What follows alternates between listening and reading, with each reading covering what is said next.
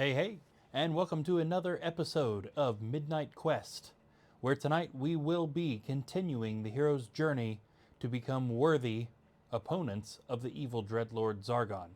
Tonight, we're going to be playing quest number 2 in our first book.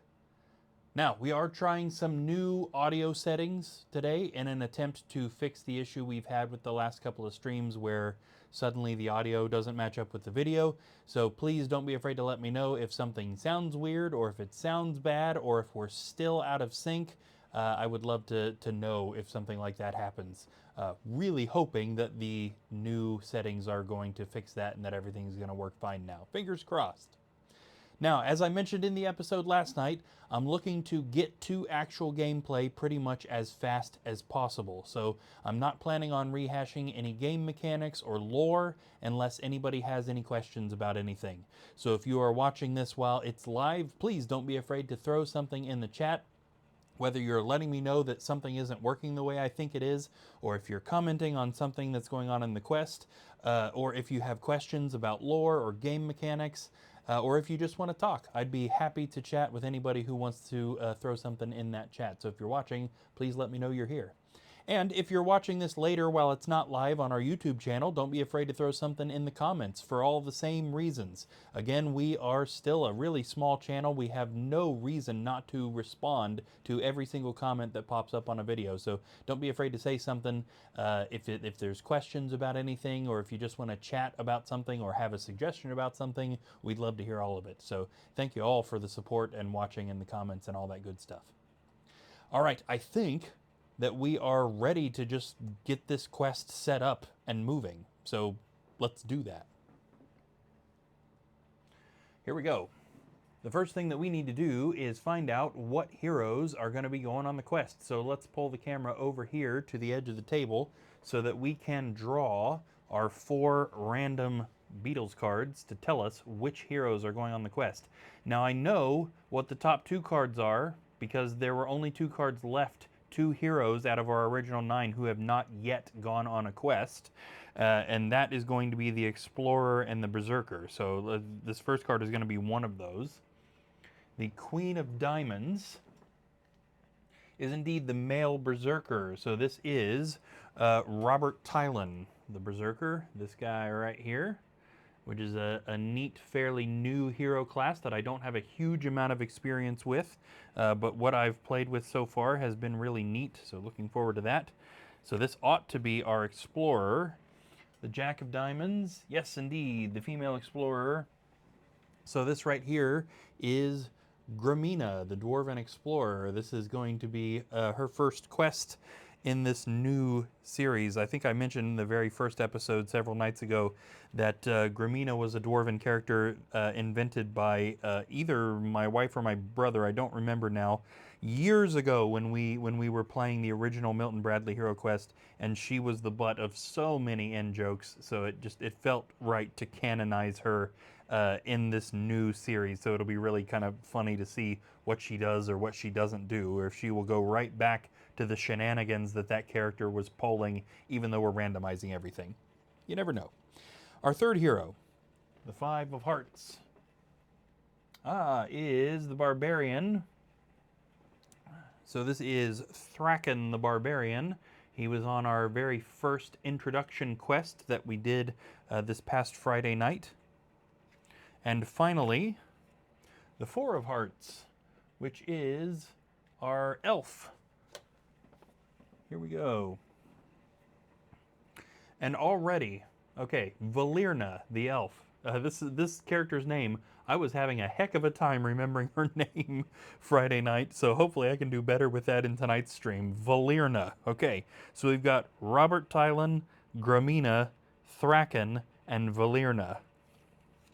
Okay, so those are our 4 heroes that are going on the quests. Let's get some character cards ready for them.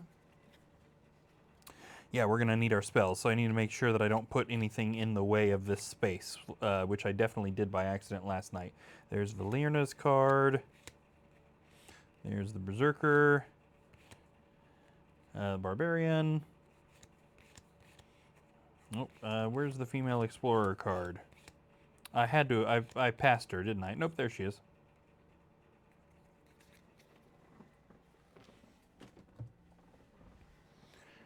Okay, let's get their character sheets ready. We'll back to the full face camera here for a moment.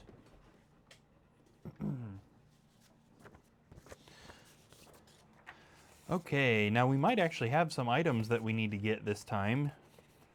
Now, obviously, Gramina and Robert Tylan aren't going to have anything yet. But we do indeed have a couple of other things going on. Okay.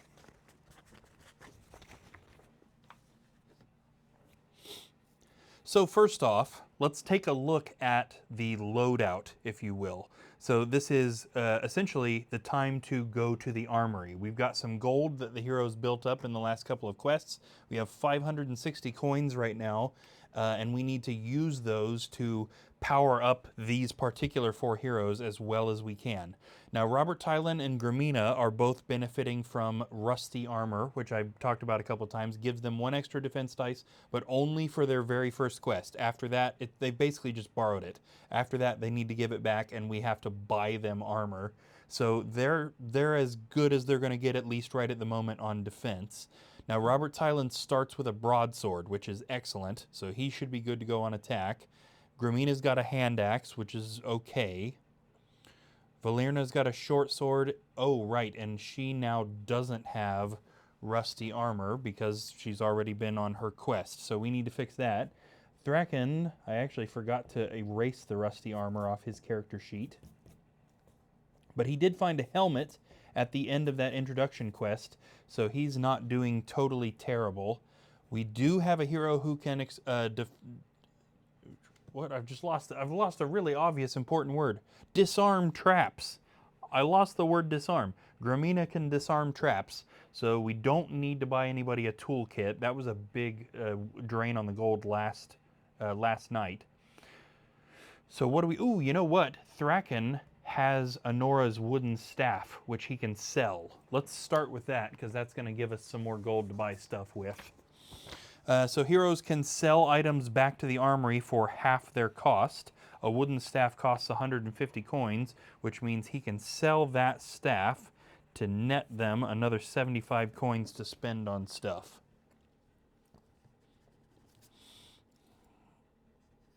That's going to put us up to 635 coins.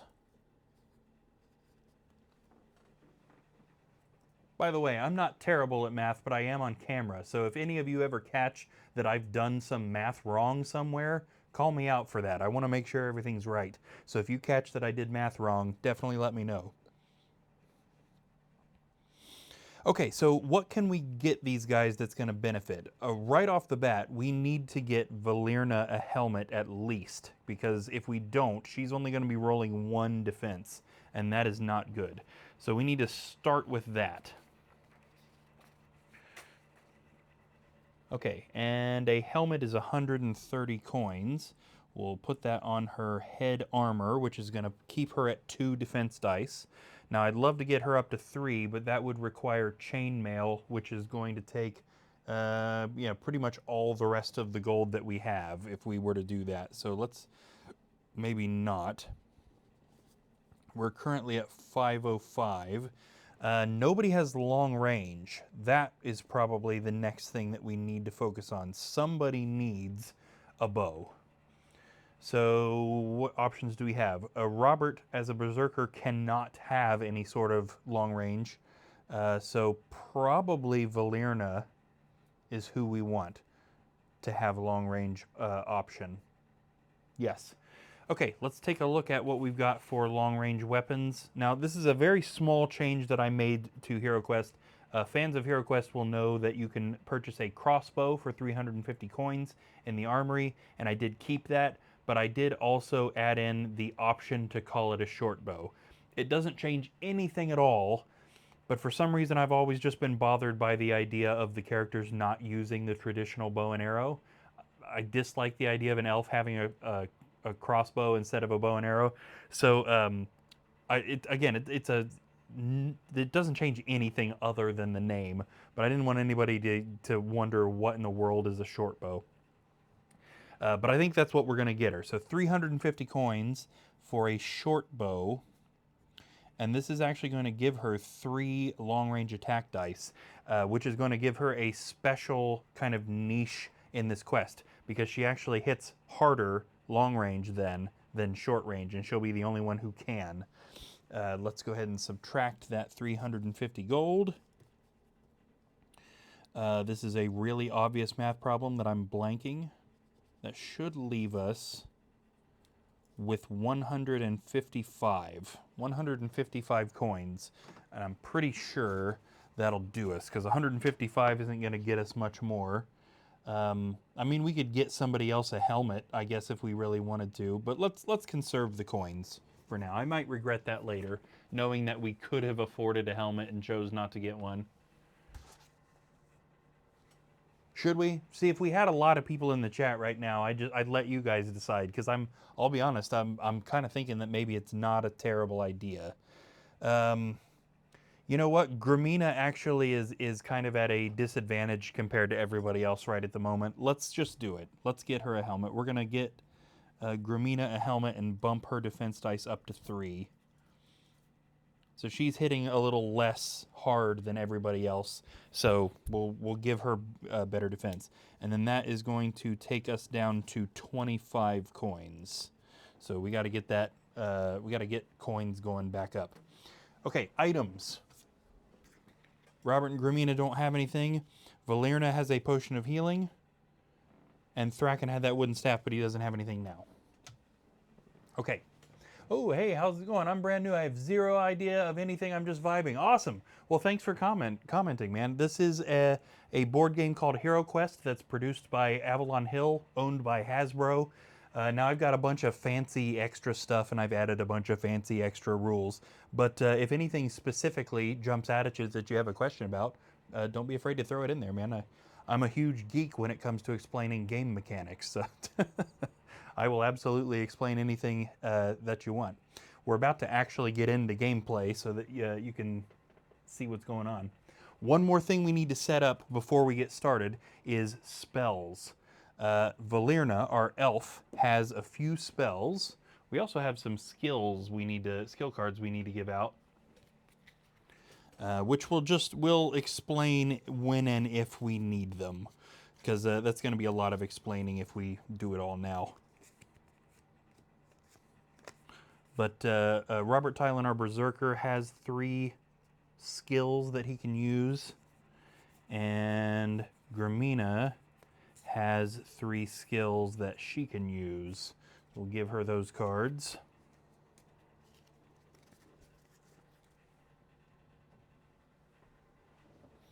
Okay.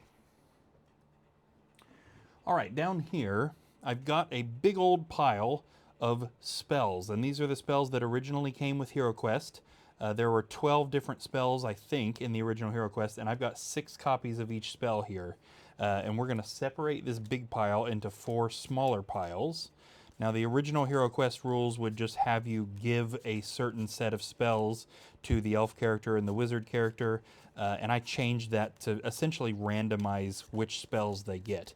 So I think that that causes an interesting extra thing there as far as what the heroes can and can't do in the quests. It means they can get doubles of the spells. It means they can get a bunch of really useful stuff. It might mean they get like nothing and it's garbage. Hello, we got another first time chat. How's it going? Thank you for the comment. Hope you enjoy watching what's going on here. And as I was just saying, if you have any questions or comments on anything, please don't be afraid to throw stuff in that chat. Because although I am playing an established board game, that Hero Quest, I've changed it enough that even regular fans of Hero Quest are probably going to be confused. Okay, so we are going to randomize. Valerna gets 3 of these spells, and we're just going to use our regular card deck that's over here to determine which spells she gets. So her first spell is going to be pile number 4 and card number 2. 1 and 2. Oh, Pass Through Rock. Okay, now this is a spell that I usually don't use a whole lot, but I actually have used it the last couple of quests, so I should probably stop downing it. But she can cast this spell to allow her to move through walls, through monsters, through traps, those sorts of things. But if she ends her turn in a place that she didn't know whether or not it's an actually a room, it'll kill her immediately. So definitely a downside. Next spell, pile number 1, card 11. 1, 2, 3, 4, 5, 6, 7, 8, 9, 10, 11. Tempest is a decent spell. It allows her to freeze a monster for 1 turn. And her final spell is going to be 1, 2, 3, 4, 5, 6, 7, 8, 9, 10, 11, and 12. Rock Skin gives her an extra defense dice until she takes damage. That's going to be her spells for this quest. No healing spells. So that's possibly dangerous. We're going into this with only a single healing potion and no other way to regain health. So let's hope that the heroes are not getting hit too hard. Alright, I'm going to put the character cards back over here so that I can hopefully remember the turn order, except I haven't put them in the right order. There we go. So our turn order is going to be just like that. Alright. So we are currently doing a campaign called the Second War with Zargon. Zargon's an evil wizard, and our heroes here are kind of training to become worthy of going up against him. So we're right at the very beginning. This is only episode 3 total. We had an introductory quest. Last night we streamed quest number 1, so tonight is quest number 2. So we've got just a little paragraph of text to set up what we're doing in the quest. Let me read that now. This text is coming from the Wizard Master Mentor, who is the one who has gathered this group of heroes. This quest is called The Rescue of Sir Ragnar. Sir Ragnar, one of the Emperor's most powerful knights, has been captured. There is reason to believe that he is being held by Ulag the Orc Warlord. You are to find Sir Ragnar and bring him back to the stairway. The Emperor will pay 240 gold coins to be divided among the heroes if you can rescue Sir Ragnar. No reward will be paid if he is killed during the escape. So we got to find this guy and we got to keep him alive. Alright, as per usual with this first book, the heroes start on a stairway tile. So let me get back on the board. And we're going to move our camera over here to the central room, which is where our staircase is in this quest. Our staircase tile is hilariously smaller than the spaces that it takes up. And our heroes are going to start right there on the stairs.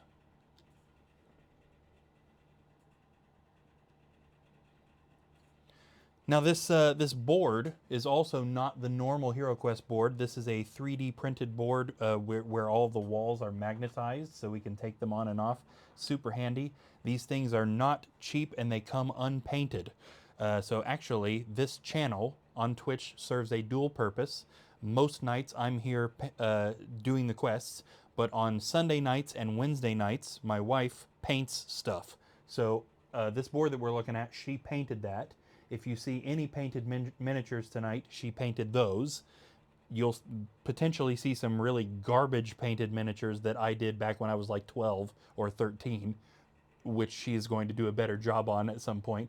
But if you want to come out and hang out tomorrow night too, same thing right at midnight, she's going to be painting some miniatures on the same channel. I'm really excited to have more and more of these miniatures painted. As you can see, all 4 of our heroes here tonight are unpainted. So really looking forward to getting these looking really good.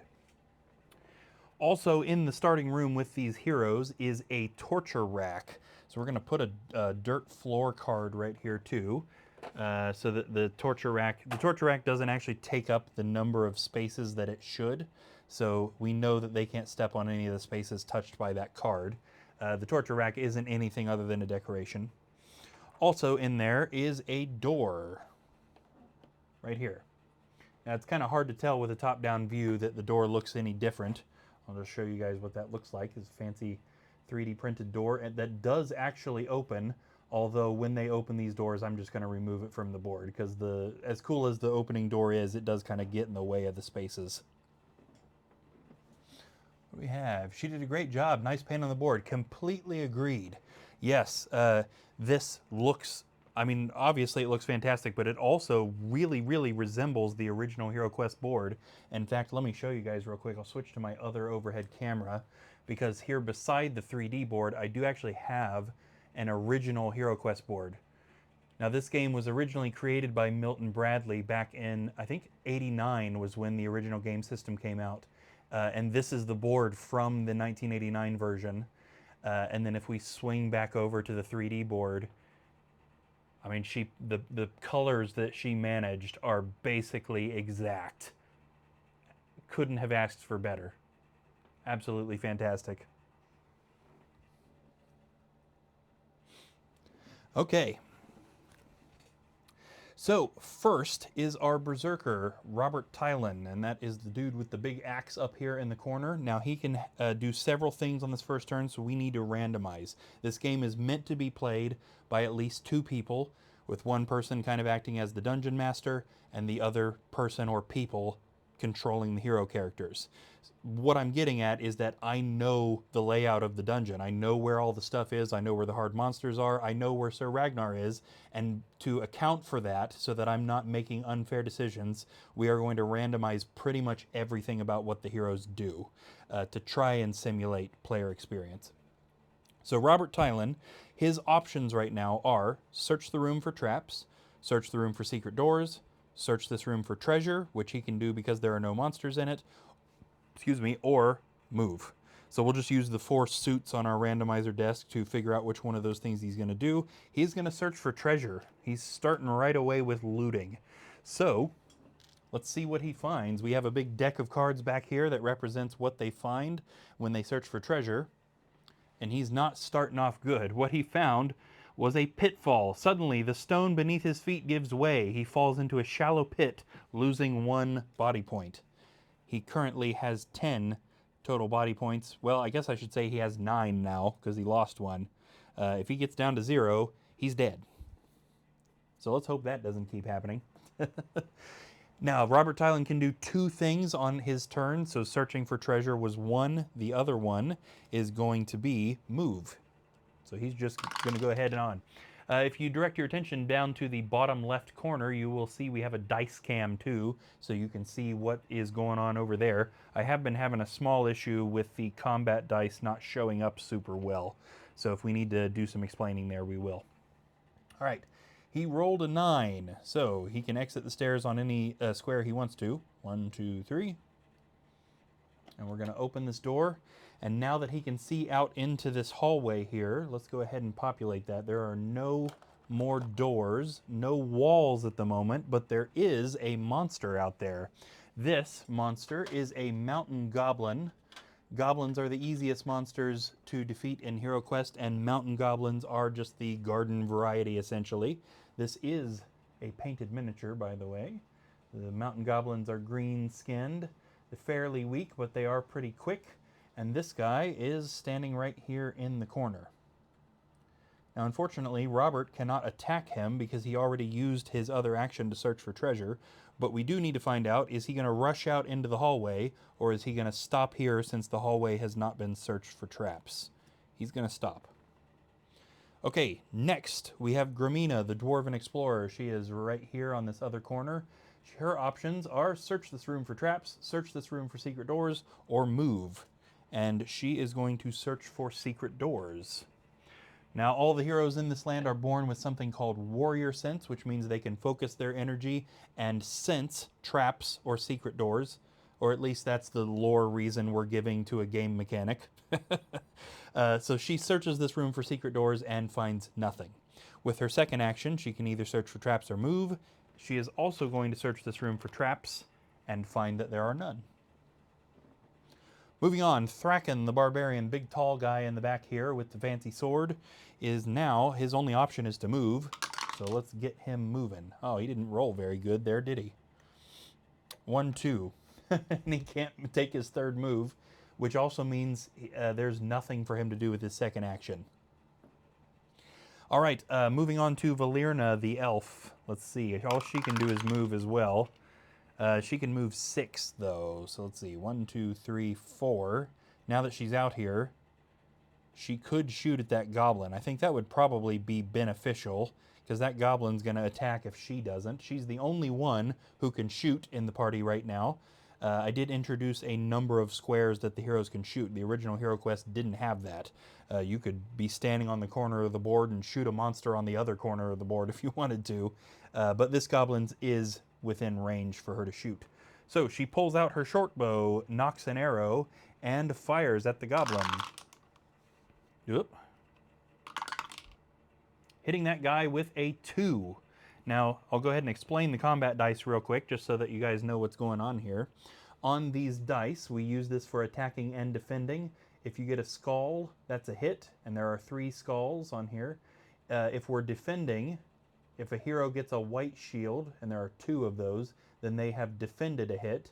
And when a monster is trying to defend, they have to get this black shield in order to successfully negate a skull. Now, all the different monsters have different numbers of dice that they can throw for different things. This hit that we just got is considered a skilled strike, and this is because goblins only throw 1 dice for defense. They only have 1 body point. She just got 2 skulls, so even if that goblin were to defend as good as it possibly can, it's still dead. Skilled strike means that goblin is super dead. So we're taking him right back off the board.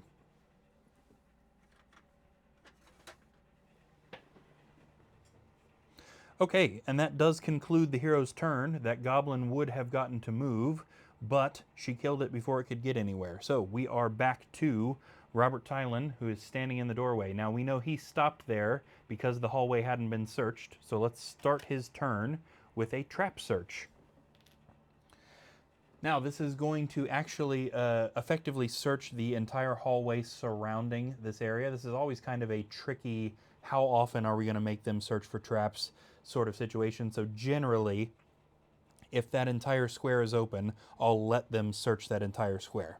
There are no traps in that area, but we are going to reveal a couple more, well, really only one more thing. We would reveal traps, but just so that we're properly defining the area that is being searched, I'll also reveal wall tiles. So up here are 2 walls, and this just means they can't go that way.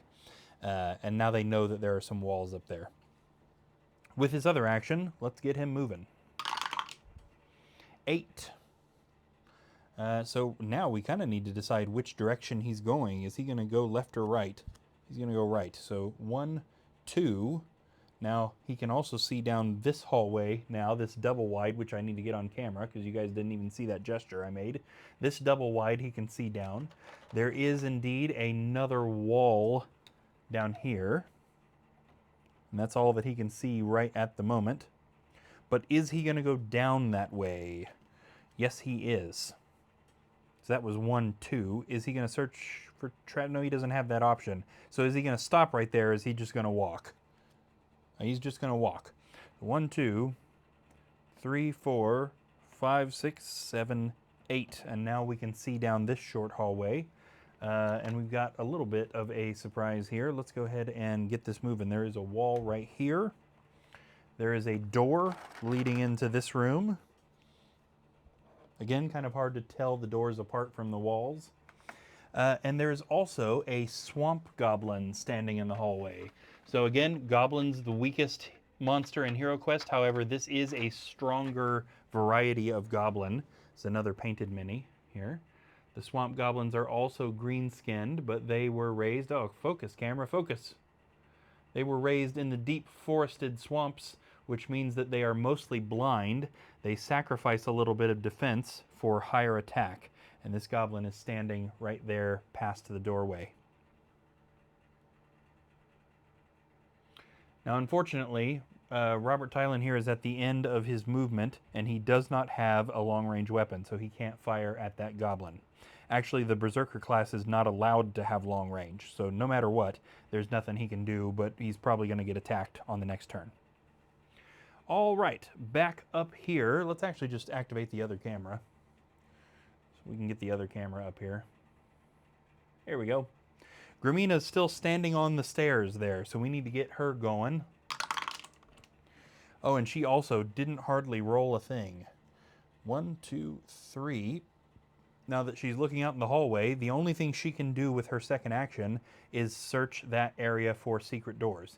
So the same area that we determined for traps, Let me move this camera just a hair here. It's not sitting straight. So the entire hallway all around that central room, no secret doors there, but at least she didn't waste an action. Thraken the Barbarian. Let's see what he's doing. He can move 7. So 1, 2. Which direction is he going? He's actually going to go left. 3, 4, 5, 6. Now he can see down this hallway over here. Let me move the camera over so that you guys can see down that hallway as well. We've got a wall at the end. We've got a door next to that wall.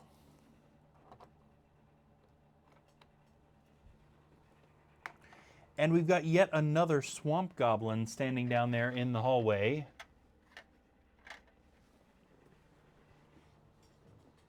Again, I think this goblin essentially looks a lot like the last one. A dark green skin and some dark clothing, bronze weapons, white eyes. The swamp goblin is standing here. Okay, now I forget, did he complete his movement just there? 1, 2, 3, 4, 5, 6, not quite. He can go one more. 7. So that he's looking down that hallway. He has another action now that he can do this. Now, again, he doesn't have long range. Our elf, Valerna, is the only one who has a bow. So he can't shoot at that goblin, but he can search this hallway now that he's standing here. Is it going to be traps or secret doors? Traps. Definitely the smarter option there. There are no traps in this hallway, but it is always good to check. The very first quest we did on this past Friday night, the heroes just... every random draw was not searching for traps. They kept stepping on them, and we ended up having one of the heroes die to a monster, but it was largely because they kept stepping on traps. Okay, and then finally we have Valerna the elf, which we need to go back to the other camera for. She is the one standing here at the top of the camera. Let's see what she's going to do. She still has a few options. I don't want to break the heroes too much into totally separate. I'd like them to be, 2 and 2 so that they can help each other if necessary. So right at the moment, we need to determine, is Valerna going to go with Thraken, which would be moving this way, or is she going to come down here towards Robert Tylan? Okay, so she's going to come down towards the Berserker. She's going with Robert.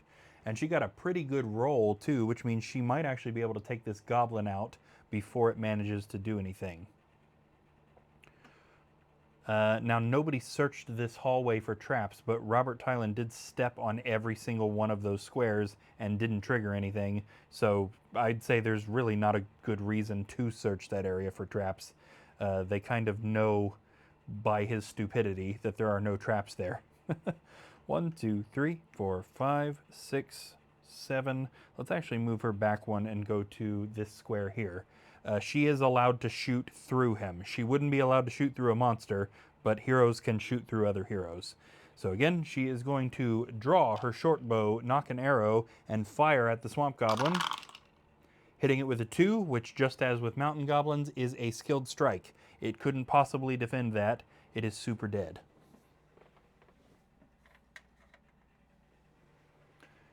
Now, unlike on the last turn, we do have a monster's turn this time because we've got a swamp goblin left uncontested over here, and it is going to be heading towards Thraken. Let me just review real quick what their movement is. Oh yeah, they can still move 10. Goblins are fast little guys. So 1, 2, 3, 4, 5, all the way up to Thraken. Let's get a little closer to the action there. We're pretty far away. Now, normally goblins don't hit very hard, but the swamp varieties, their thing is harder attack. So I'm pretty sure they have 3. Yep, they sure do. The goblin swings its dagger at Thraken, hitting him with a 1. How much does he throw for defense?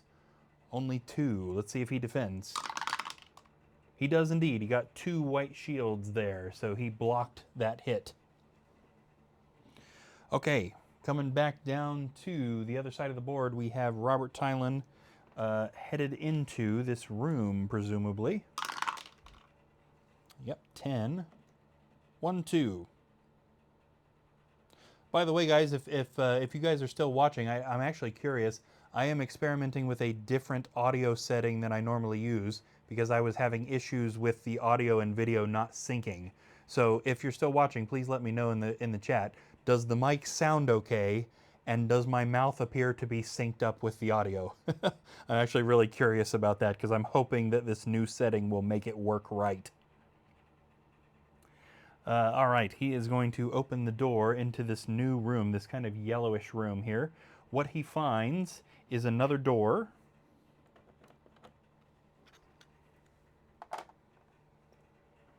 And also a swamp orc. So orcs are kind of the next level up in difficulty. They're not the second easiest. They're, I think, the fourth easiest monster. But they're very similar to goblins. They're just slightly bigger. This miniature is not painted, but this is one of the Avalon Hill orcs right here. But he is also a swamp variant. So blind, sacrifices a little bit of defense, but hits particularly hard, this guy. Okay, Robert, are we rushing in to attack the guy, or are we searching for traps first? Traps indeed. Traps it is. He is searching this room for traps, and he finds nothing. Awesome. Thank you. Thank you very much for responding to that, and very happy to see that everything is good. Yes. Please do let me know if that happens to change. If something goes out of sync, or if the mic starts sounding real bad, I would definitely love to know. All right, Robert, so he searched for traps. No traps in this room, but he has left himself open to attack from that orc if somebody doesn't get to it first. All right, coming back up here, we need to get Gramina moving. She is the dwarf here standing in this doorway, and we are going to have her go off with Thraken. However, we've got a weird situation because she can't really help him. She doesn't have any long range, so she won't be able to hit that goblin. Heroes can't move past other monsters, so she's just kind of in a weird situation when it comes to that. Maybe we ought to go ahead and send her the other way, as long as she doesn't get messed up dealing with too many other monsters. She might attract a whole line of monsters following them. But yeah, I think let's go send her the other way since she can't do anything down there. We need to get a camera following her, though. There we go. 1, 2, 3, 4, 5. Not a very fast movement, but she's off going some way. She can actually see down this far hallway now, so let's go ahead and populate that. Doesn't look like there's any walls or doors we need to put in there. Well, yeah, let's go ahead, actually. There is a door here, which you could say she could probably see. Or at least well enough to determine there's something there. But more importantly, there are a couple of mountain goblins standing by that door. Oh, yes. So we've got a mountain goblin, again painted. But more interestingly, this mountain goblin is, again, one of the Milton Bradley sculpts from the 1989 version. So we've kept everything. The new version, the old version, it's all in there. And these goblins are standing on either side of the door up there. Now, obviously, she can't see this guy, but if this guy has seen her, then he's bound to alert this guy. So we'll put him there. And that is the end of her movement. This area has been searched for everything it can be searched for, so that's where we're leaving that. Okay, back over here to Thraken. He is fighting this swamp goblin. He's got a broadsword, which gives him a little bit better attack. Thraken swings the broadsword at the goblin, hitting it with a dice that didn't land right. There we go, hitting it with a 1. Let's see if it can defend. It does not. So he manages to take it out.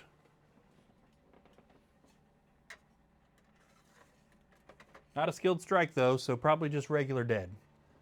Oh, man, that's so cool. Yes. Oh, I love that. I need to figure out how to get those. That is fantastic.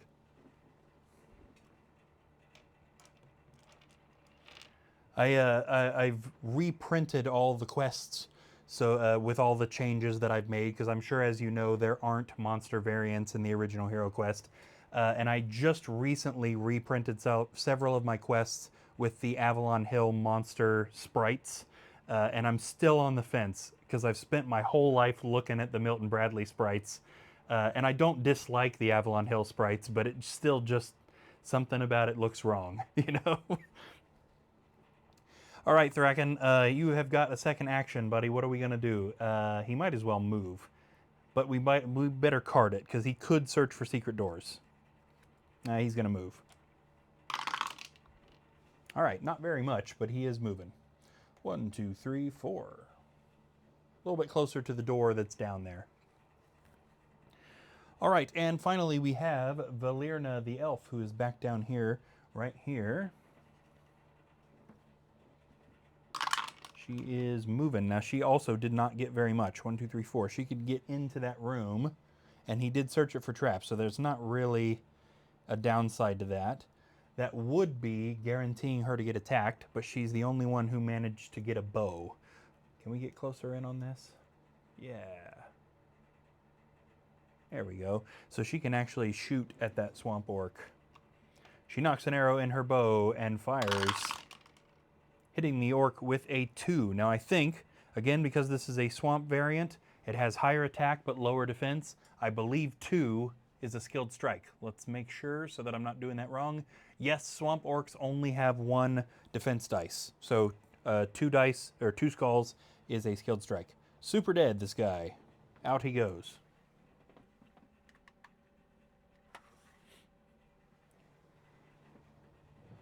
There's going to start being danger, by the way. They're getting pretty easily through the quest right now, and this is admittedly a fairly easy quest in the grand scheme, but won't stay easy on them for long. That also means that our monster's turn has... Oh yes, there's monsters. I almost said there's no monsters. We put those 2 goblins up there. So they can get down here. 1, 2, 3, 4, 5, 6... Mountain Goblin swings its dagger at Gramina, except it misses. Whoopsie daisy.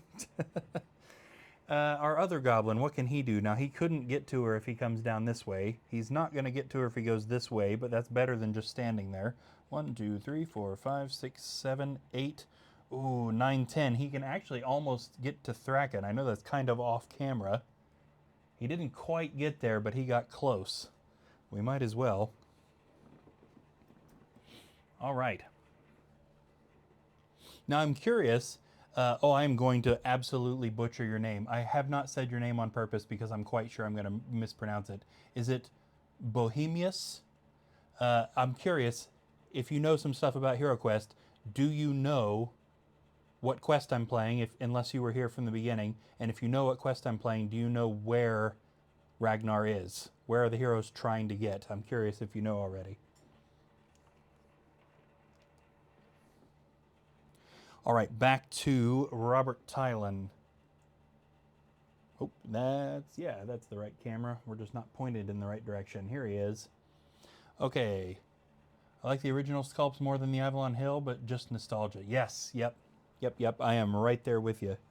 There's nothing wrong with the new sculpts. I like the detail, but it's just, it doesn't hit the nostalgia. Yeah, absolutely.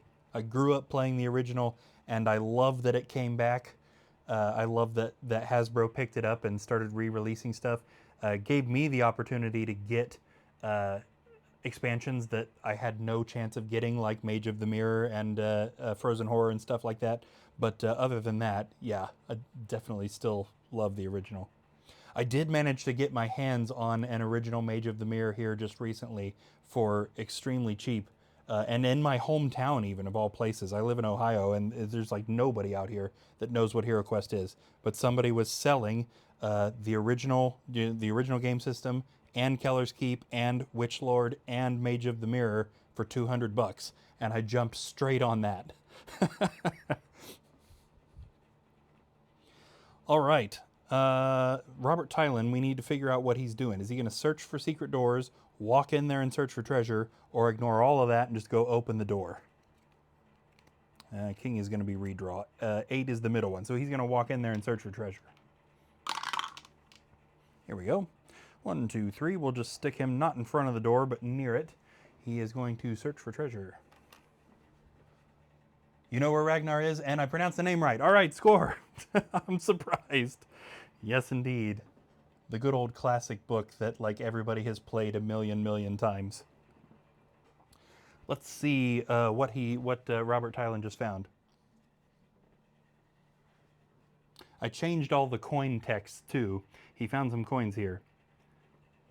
He moves toward a strange-looking stone in the wall near him. Scrawled on it in very bad handwriting is, "This just normal rock, no look behind." He pulls the rock from the wall and discovers 35 gold coins. Good, because we needed some coins, too. 60 coins we have now. We may have gone on a spending spree before we started the quest. All right, Gramina. That's right, Gramina is in combat. She's up there in the corner. All right, Gramina, let's see if we can get rid of this goblin. She's got a hand axe, so she's not hitting super hard here. She swings her hand axe at the goblin and misses. Yeah, that's about right. Both for her character and for a hand axe.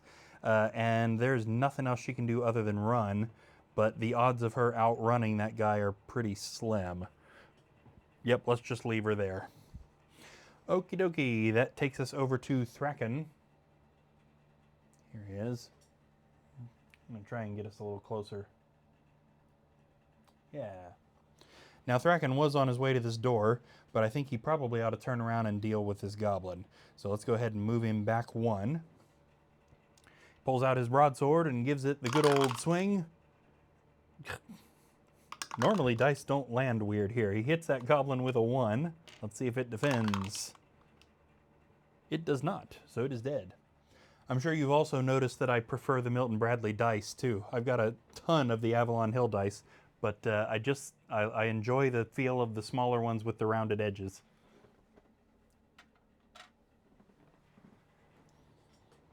Honestly, the Avalon Hill ones might show up better on camera. I should probably consider that. All right, and Valerna back down here in the bottom room. What do we have left to do? Is she searching for secret doors or leaving? She's going to leave. Open the door. See what we get. 1, 2, 3. Opening the door. We find the red room here.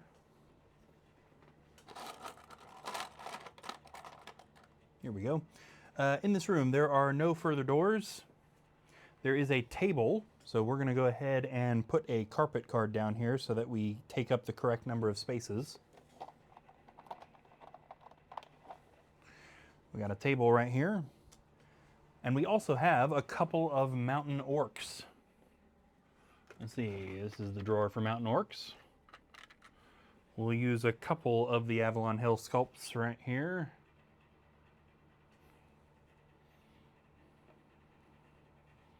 Got them both right in there. Awesome. Now, Valerna could walk in there. She's got a short sword, so she actually does better firing long range. So honestly, there's no reason for her to not just stay right where she's at. So with her second action, she's going to knock an arrow in the short bow and fire. And miss. She's not a very good shot, I guess.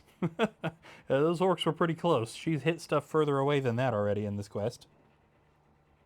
And that is going to take us to our monster's turn. Now, we've got a few things going on, but we're already pointed right here, so let's take care of this first. Which one of these orcs is going to come up to her? It doesn't really matter. It's going to be the guy that she fired at and missed. The mountain orc swings its axe at Valerna. Ooh, hitting her with a critical hit of 3. Now, she only has 2 defense dice, I believe. Yes. So let's see what she defends. Nothing. So she takes all 3 of those hits. 1, 2, 3. This takes her down to 7. I also increased everybody's body points. I wanted them to be able to split into smaller groups and that not be an immediate death sentence, essentially. So particularly the wizards. But I just evened everybody out, and everybody's got 10 body points to start with. All right, our other monster here is hitting Gramina. She's kind of in shadow a little bit. Is there anything specific that is putting her in shadow? Not really. Okay. Mountain Goblin swings its daggers at Gramina, hitting her with a 1. She defends 1 white shield. So she managed to block that attack. Awesome. Back to the heroes. We actually need to do Robert Tylan, who is standing in this room. He cannot get into that room. He does not have any long range. He might as well search for secret doors since he's there. In the room he is standing in, there are none. And unless he's just going to leave her to deal with this situation alone, there is quite literally nothing else he can do. Yeah, none of his skills are going to help him at the moment, because none of them allow him to attack long range, and most of them require him to be lower in health. So I guess we'll just leave him there. Back over to Gramina. Take 2 on killing this goblin. She swings her hand axe, hitting the goblin with a 1, which it does not defend. It is dead. This was a mountain goblin, right? Yeah. I'm gonna grab a drink here real fast.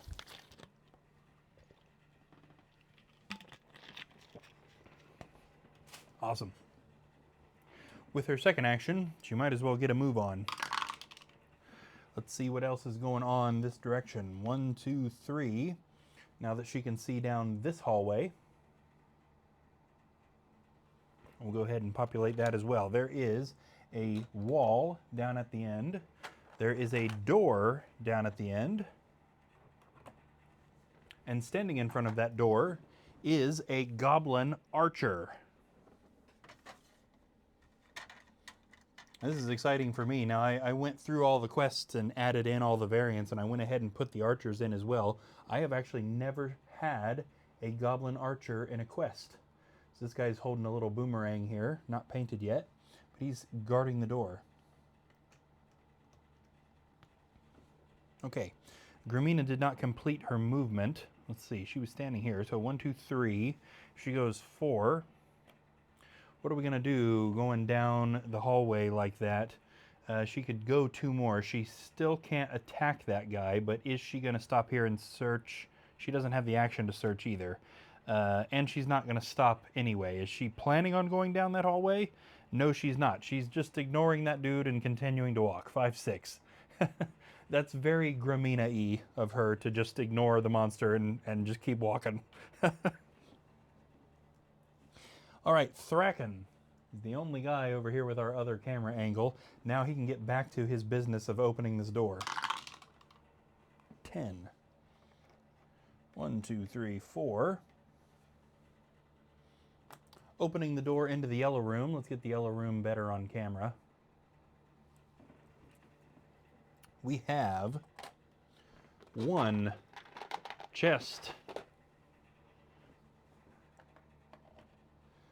and 1 wasteland goblin. Goblins raised in the wastelands or in the desert.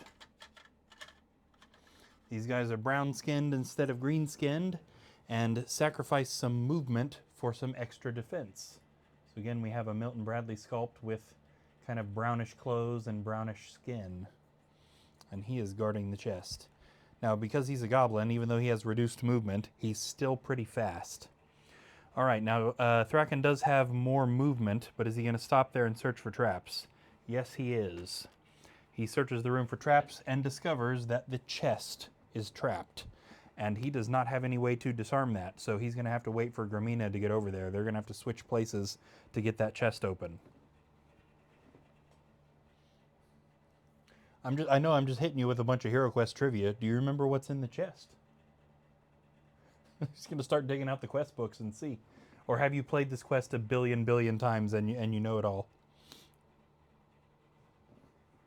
I'm curious now if I would have known if I hadn't been looking at the... Would I have remembered what's in that chest? I don't think so. If I hadn't been looking at the chart, I'm not sure I could have remembered off the top of my head. Valerna is face-to-face with this orc. Now again, she does have a short sword which she could use, but she hits harder if she's long range. So I think it might actually be to her benefit to move to the side and shoot. That also opens the way up for Robert Tylan more. So yes, let's definitely do that. We're going to move her 1.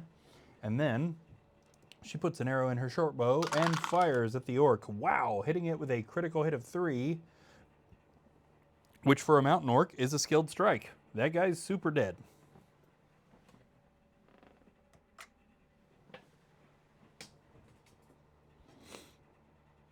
Okay, and that is Monster's turn. So since we're already pointed right here, let's just go ahead and take care of this. This mountain orc is definitely going to come in here. Now who's he going to attack? He is actually going to go for Valerna. Guess that makes sense. That's the face he saw in the doorway. The orc swings its sword at the elf and misses. Wow. See, last night the dice were firmly on the side of the monsters and the heroes had a heck of a time getting through that first quest. Today, the dice seem to be just kind of letting them breeze through. It's weird how much things change like that. Sometimes the quests are incredibly difficult. Friday night, we lost a hero, even. Tonight, they're just breezing through. The Wasteland Goblin runs up and swings its sword at Thraken. And misses. See, again, it's so weird how that works. Last night, it was the heroes missing over and over and over and over. Okay, back to Robert Tylan. So right here, finally he can contribute. Despite the fact that his miniature is holding an axe, he pulls out a broadsword and takes a swing at the orc, hitting it with a 1. Does it defend? No, surprisingly. I expected it to defend, honestly, so he manages to kill that guy.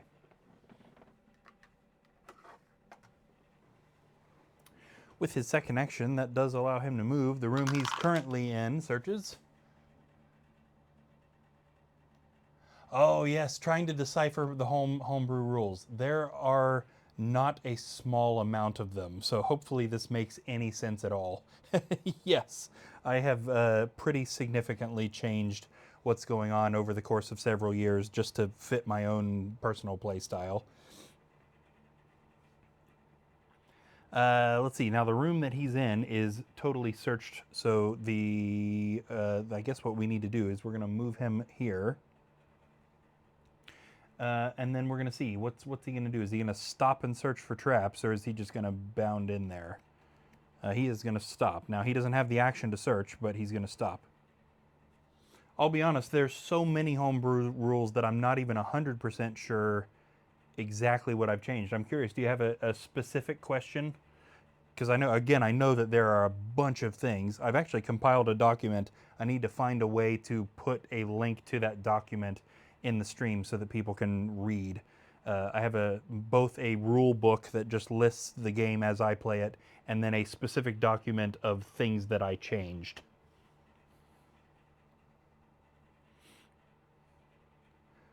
Okay, yeah, that's all for Robert Tylan. So we need to go to Grimina. I changed the wrong camera. She is way off kind of on her own. Now we know that chest is trapped. So honestly, rather than opening that door, I forgot to move that Goblin Archer. We should move her off towards Thraken. 1, 2, 3, 4, 5, 6. She's the only one in the quest who can, disarm traps. And let's go ahead and give that Goblin Archer that's back here a movement, because I forgot to move him on the monster's turn, and that is super unfair. He probably should have been able to fire at Grimina. 1, 2, 3, 4, 5, 6, 7, 8, 9, 10. Yeah. So let's let, even though it's not the monster's turn, let's let him fire now. Because that's my bad. That's on me. They only fire with 2.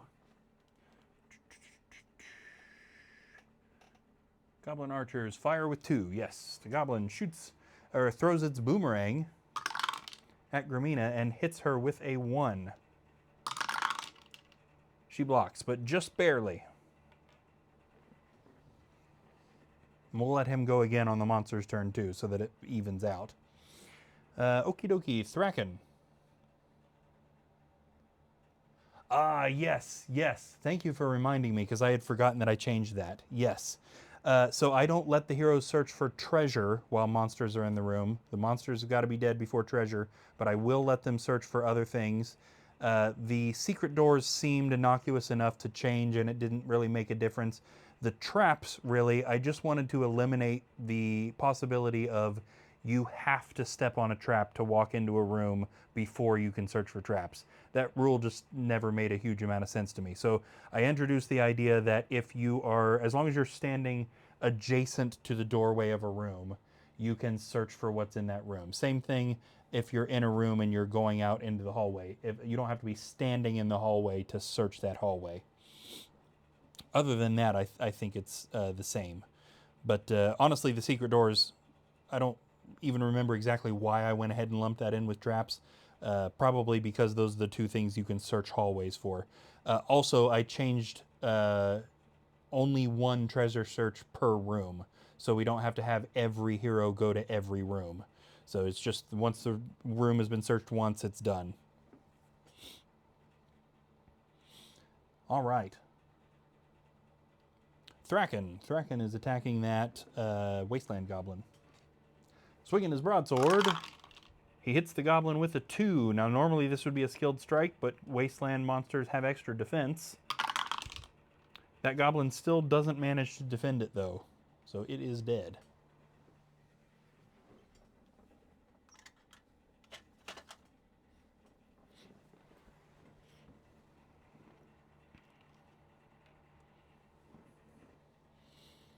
And that's all he's done. So let's see, is he going to search that room for secret doors or walk into it? I mean, there's no reason for him to walk into it, honestly. He can't do anything with the treasure that's in there. He is going to search for secret doors and find nothing. That's his 2 actions. Valerna. Let's get back over here to her. Now, she might as well go in there. That room hasn't been searched for anything, and she can't get into the space she needs to search it, so she's going to have to walk in there. 11. 1, 2. There she is inside the room. Now, she better search that thing for traps, but I guess we ought to draw that randomly, because there's no guarantee that a player would think to search for traps right away. I'm going to shuffle my randomizer deck. I'm going to move away from the shuffler because it's loud. Hopefully that's not still really annoying. It's probably still pretty loud.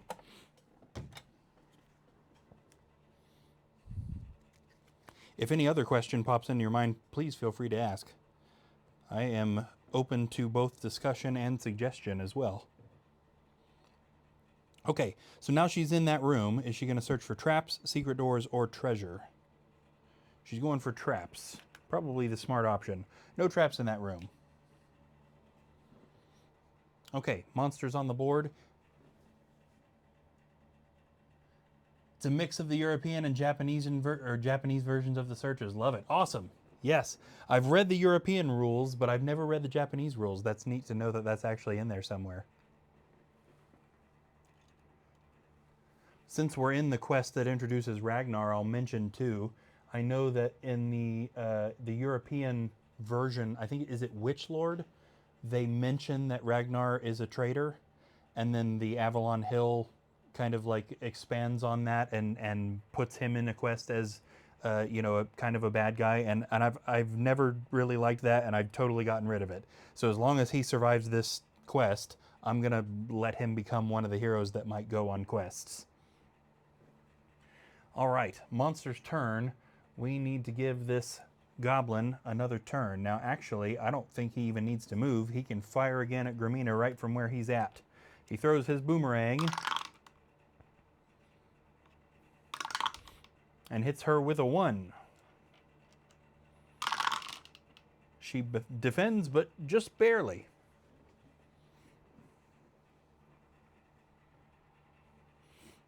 All right, back to Robert.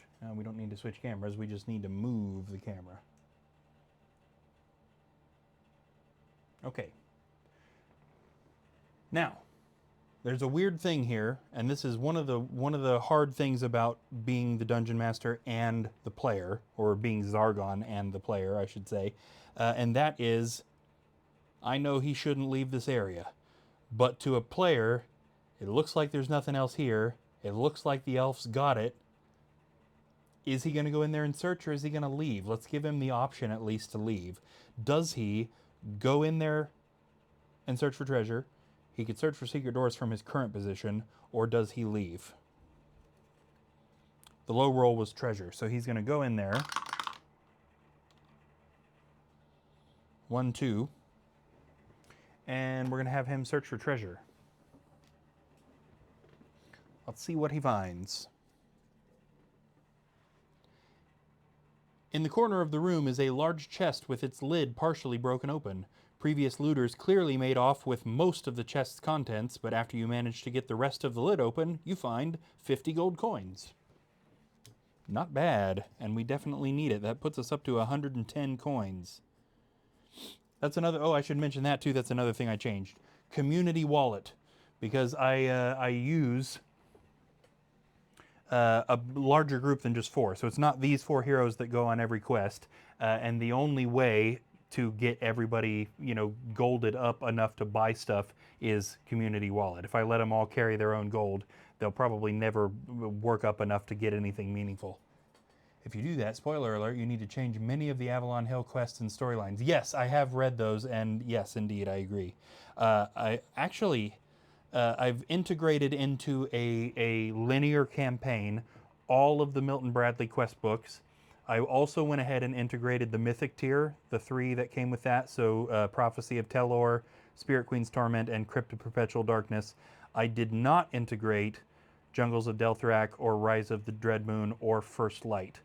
And I'll be honest, I'm not 100% on some of the storylines. I actually pretty drastically changed the Crypt of Perpetual Darkness storyline, changed a little bit of the Spirit Queen's Torment storyline. A lot of the stuff that they put out since they remade it, just like story-wise and even some of the quest design, I don't really want to criticize it because I'm just some guy, but I've not cared for some of it, let's say. I still can't say enough how much I appreciate that they're doing new stuff, though. So that's another very excellent reason that I do not want to criticize it. I don't want them to stop making new stuff because I think it's excellent that there's brand new Hero Quest in the world, All right, Thraken. There he is. Now, there's nothing else he can do in this room because he knows that chest is trapped, so he might as well just walk away. So let's get him essentially trading places with Grimina. 1, 2, 3, 4, 5, 6, 7, 8. I've kind of moved him off camera there. Not kind of. I did move him off camera. And I moved him out of order, too. That should have been Grimina. Darn it. Oh, well. Let's get that now. Is she... I feel like we've established that she's ignoring that goblin. She'll leave Thraken to deal with it, and we'll just keep having her walk.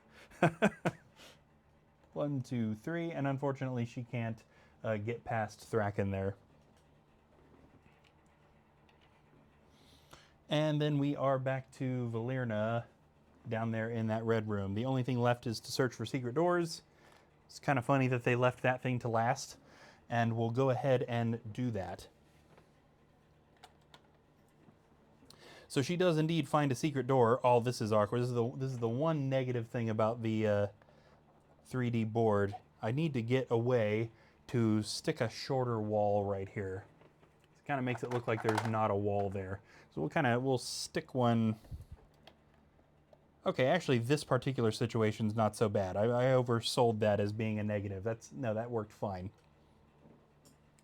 Secret door right there. I do have secret door tiles, but the secret door tiles don't really look all that good on the board, so we're just going to put a regular door there. Now she does have another action, so I think she's going to go ahead and go up there and open that. 1, 2. And as soon as we put the door down, we are taking it off. In this new room, she finds another door. Can we see this? I need to move the camera a little bit. There we go. Also in this room is a wasteland orc. Not painted yet, but I think we'll use one of the Milton Bradley minis for this. Looks like I may have painted that cleaver long ago. Yeah, that's correct. And also what is called a deep femur. So yes, I also kept both femurs and abominations and gave them different stats. This is a pathetic paint job that I did when I was extremely young. These Femmers were born in the mountains, in the deep, deep caves of the mountains. They're used to the dark, completely blind. They have sacrificed movement to have much higher attack. Secret tunnel! Yes, good to see you're still here, Gohan. Absolutely. And that is a monster you don't want to run into, and unfortunately, she does not have an action left to try and attack it before it attacks her. So that's where we're at with that. Unfortunately, we're just going to have to leave her standing there because she used her other action to search for secret doors. And it is the monster's turn now. So let's get that. Since we're pointed here, we've also got to remember that Goblin Archer as well. Which one of these monsters is going to come up here to attack her? It's going to be the Orc. She got a little bit lucky there, but the Orc is also still a pretty strong attacker. The Wasteland Orc swings its cleaver at her and hits her with a 1. Let me review how much she defends with. See if she defends this attack. She does, but just barely. There we go. Don't worry, we are criticizing plenty in our group of fans, and Crypt has been chopped thoroughly. Yeah, yeah. Keeping in mind everything I said about not wanting to criticize, I really thought Crypt was a mess. And I edited that so hard that it's hardly the same quest book, if I'm being honest. It was really neat that they let Joe Manganiello design something, but yeah, that one didn't feel very Hero Questy. All right, Robert Tylan, again, being that Valerna is blocking that doorway, kinda can't do anything. So I guess he's gonna be moral support here. He's gonna cheerlead, I guess. Maybe we'll let him go ahead and move 2, and we don't need to roll for that. You're guaranteed at least 2. But unfortunately, he can't shoot, so unless she moves out of the way, he's just kind of hanging out. All right, let's see. Gramina. Oh my gosh. Wait just 1 second. Oh, we got another thing. Oh, okay. Auto mod held a message. So we may have gotten a spam thing there. If that's not a spam thing, hopefully it will go through. Sorry, I am still very new to this, so I'm desperately trying to read what it's telling me. Well, let's see. Oh, I see. Yeah, that's totally a spam message that just tried to get sent in there. Okay. All right, so I forgot that Goblin Archer again. So even though we've let Robert Tylan go real quick, we're going to do that Goblin Archer. Oh, right. I clicked on the other screen, so my hotkeys aren't working. Here we go. That poor Goblin Archer, I just can't remember him for the life of me. 1, 2, 3, 4, 5, 6, and we're going to stop him on the corner so that he can shoot, because he does not have very good close range. He is, again, throwing his boomerang at the back of Gramina's face. He hits her with a 1. And she does not defend. Clearly, she was not expecting to get hit in the back of the face. Because, let's be honest, who is? You know? Okay. Now that we've taken care of that, it is actually her turn. And I feel like even though we've established that she's ignoring it, getting hit in the back of the face would make me mad. I don't know about you guys. She might turn around and hit the guy. Let's card it, because I'm not sure. Is she going to attack, or is she going to keep moving? She's going to keep moving. All right, fair enough. She doesn't lose her temper. She's calm. She's just doing her thing. 1, 2, 3, 4, 5. She's doing her thing so hard she just decided to move right off camera. And that will leave us with Thraken then to go ahead and deal with this archer. So again, no need to roll to get 2. We know he's going to get at least 2. Thraken swings his broadsword at the Goblin Archer, hitting it with a 2, which is a skilled strike. Super duper dead, that Goblin Archer, but a very good first quest. Especially considering I kept forgetting to have him take his turn. I think we let him even out at the end, though. All right. Now we are at Valerna. Here she is. We need to get a little bit better angle on what's going on right here. Now again, she could attack this orc, but she hits harder if she is shooting. So let's do that. We're going to move her over one and let her shoot. Now this is another weird thing, I'll admit, shooting around a corner. It's kind of weird. And I like to play this based on whether I think if this were a real situation, would she be able to see it for real? Should that wall block her line of sight? Based on the literal rules of Hero Quest, probably. If we put a straight line between the center of her and the center of the orc, it absolutely passes that wall, which according to the real rules should mean she can't see it. But I think in quote-unquote real life, if this were happening, she absolutely would be able to see that orc around that corner. So let's let her do it. She knocks an arrow and shoots. Okay, critical hit, 3, skilled strike, except, no, I lied, not a skilled strike. That's a wasteland orc. It could possibly defend this. It's going to have to get 3 black shields, but it could. 1 black shield, okay. There was a monster last night that rolled 3 black shields. Certainly not impossible. It's definitely dead. But it might not have been. Saved the best for last. Yes, yes, absolutely. Okay, we've actually got a whole area of this quest that we still haven't gotten to because the cards just, that's how we rolled. All right, that leads us to Monster's turn. And right at the moment, the only monster on the board is that Deep Femmer. So he's going to walk out there and attack somebody. 1, 2. Who's he going to attack? He is going for Valerna. Let me review stats here real fast. Deep Femmers, yes, this is definitely a hefty attack. So again, they sacrificed some movement for the ability to attack harder. He swings his axe and hits her with a 2. That could have been worse. She attempts to block and blocks both. Okay, okay. This is the dice's apology for last night, because let me tell you, it was the other way around last night. Every time heroes tried to attack, they missed, and every time they tried to defend, they got all skulls. The heroes were so close to death in last night's quest. Oh yes, Kapow! I love it in the little femmer thing. I have got to get a hold of those. Those are amazing. I love that. All right, so back to Robert Tylan, who is now actually able to help since he's standing right there. He is going to swing his broadsword at the Deep Femmer, but missing. Okay, fair enough. You know what? The heroes have gotten a really lucky break so far. If they're going to start missing and the tides turn a little bit, that's totally fine. He totally misses. And there is nothing else he can do at the moment, so we will leave him there.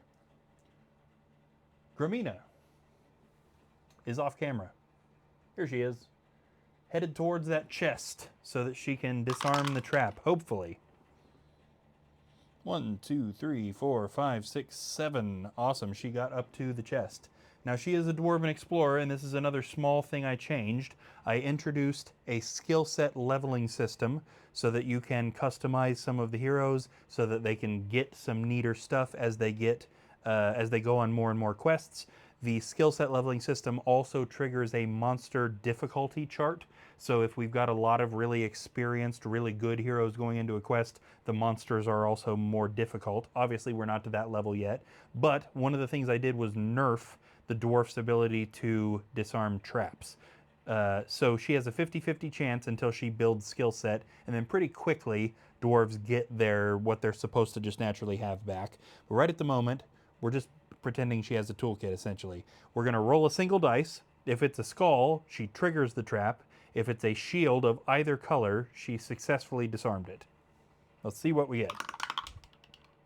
She gets a white shield, so she did manage to disarm the trap. Now, she doesn't have the action yet to open the chest, but the trap is gone. Thraken, we need to move a camera back over to him. Let's actually switch our cameras a little bit. We're going to move this camera to get this side of the board, since we've got, like half the quest is over here in these rooms that we haven't been to yet. So Thraken is on the move. 1, 2, 3, 4, 5, 6. And let's see what's in this red room. He opens the door and finds another door. We're getting rid of the cool little skeleton guy that's chained to that wall. Also in this room is a mountain orc and a wasteland orc. Ooh, you know what? So that I remember which one is which, we're going to use an Avalon Hill orc for the mountain orc and a Milton Bradley orc for the wasteland orc. Just so that I make sure I remember which one is which, since neither of these minis are painted yet. So mountain orc here, wasteland orc here. All right, are we stopping to search for traps or are we bounding into the room? He is going to stop and search for traps. Surprisingly, there are no traps in that room, but it's always good to search. Valerna is where we're at now, so we need to get this camera down here on the action. I feel like this camera is not going to stay this low. For some reason, sorry, I'm having a heck of a time getting this to point at the thing I'm trying to point it at. I should stop watching the screen and just put it directly over where I'm trying to put it. There we go. Valerna is also going to attack this black femur, although again, we should move her back one so that she can shoot at it. She knocks an arrow in her short bow and fires, hitting the deep femur with a 1. Let me review defense stats because I've already forgotten. He's still got pretty good defense too. And he blocks. Good. Make it a more fair fight. We're not just giving it all to him. All right, that leads us to the monster's turn. Since we're already pointed at this guy, let's see what he does. Is he going to turn and attack Robert Tylan, or is he going to follow Valerna? He is actually, yes, he's following Valerna. So he's moving over here. He's bound and determined to mess her up. He swings his axe, hitting her with a 2. She attempts to defend. And does, again. That's wild. That is wild. She's getting super lucky there. We ought to see if a spell might help her out in the next turn, since she's got a couple of those. We also have some mountain orcs. Here we are, or the mountain orc and the wasteland orc. Which one's going to head up? It's actually going to be the wasteland orc. Wasteland orc swings its cleaver at the barbarian, hitting him with a 2. He's only got 2 defense too, right? Yep. He blocks 1, but not the other, taking a body point of damage. He's now down to 9. But he is entering, like, again, half the quest on his own. Probably won't stay that way for long. Coming back over here, it is Thraken's turn, and he does not need to get out of the action here. He's going to move up here and attack the deep femur, pulling out his broadsword and swinging, hitting it with a 1. Which it does not defend. But it's not dead yet. Right? These guys have got at least 2 body points, surely. Yes, they do. Yeah, that's right. I should have known that. It's normal femur stats, but with more attack and less movement, because it's a deep monster. Right. We are now at Grimina, and we might as well just keep this camera going. She can now search for treasure, so she's going to open up that treasure chest, and inside, am I remembering this right, the chest is empty. Ouch. That's the worst. They didn't do much to deserve anything good out of that chest, but yeah, chest is empty. So she came over here for nothing. Off she goes. She's going to move back over there and get back in there with Thraken and see if they can help each other with that. 1, 2, 3, 4, 5, 6, 7, 8. Did you go off camera? Almost. Speaking of Thraken, he's up to no good over here, fighting a wasteland goblin. Swinging his broadsword. Not a goblin, that's an orc. Hits it with a 2. The orc attempts to defend. And does. Look at that. 2 black shields. I hope you can see that on the dice cam. I know the black shields don't show up too well. That orc is not having any of it. Just blocked him right off the bat. Oops, I dropped the dice. I dropped it worse. I'll have to get it later when we're not streaming. Okay, that's the worst when you drop those dice. He can still search. So he can search that room for secret doors just so that he's not wasting his second action. There are no secret doors, but now he knows. Back over here to Valerna. There we go. Valerna is here, and she is still working on attacking this deep femur. I think we're going to keep backing her away from it as well so that she can keep firing at it. She puts an arrow in her short bow and shoots, except she must have been shooting while she was walking backwards because she missed. The dice are turning against the heroes, making it a little bit more interesting. Oh yeah, I said we were going to look for a spell for her, but we already used both her actions. She moved and attacked. Should have thought of that, I guess. Whoops. All right, monster's turn. We're already pointing right here. Let's figure this out. Black, this deep femur here, is it going to attack Robert Tylan or is it chasing Valerna? This time it is going to turn and attack. Must be tired of chasing her around. The femur swings its axe at the barbarian, the berserker, hitting him with a 3. Ouch. What does he have for defense? Only 2. He takes all 3. Ouch. This drops him down to 6 total body points. Now this actually kind of works in his favor because a couple of the skills that he has only trigger when he starts getting low on health. So it's kind of to his benefit to lose body points in a weird way. We also have the other fight going on up here. We have the Wasteland Orc on the Barbarian. It swings its cleaver, hitting him with a 1. He attempts to defend and does. Awesome. Let's come back over here. We've got Robert Tylan the Berserker attacking the Deep Femur, swinging with his broadsword and missing. Wow! The tides have turned. He's not doing a thing. Now, notice he is actually standing adjacent to the room here. So while we're here, we might as well get a search out of the way. Traps or secret doors? Okay, secret doors, whatever. It's random for a reason. There's no secret doors in there. What do we got? Grimina. Yeah, we can see her on the current camera. She is headed off towards Thraken right at the moment. Let's get her moving. 1, 2, 3, 4. I'm quite sure she moved off camera. Oh, almost. She's pretty much off camera. Has she appeared on Thraken's camera? Yeah, the dice cam's blocking her face, but she's over there. All right, Thraken. Speaking of that guy, can we actually score a hit this time? He swings his broadsword, hitting the Wasteland Orc with a critical hit of 3. The Orc could theoretically defend this. It defends 1, but not the other 2. It is dead.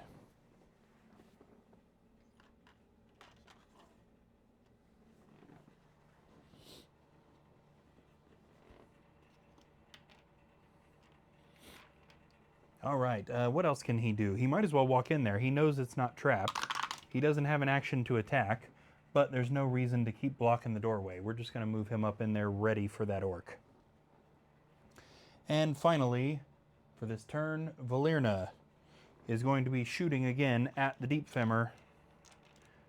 She knocks an arrow and fires, hitting it with 2.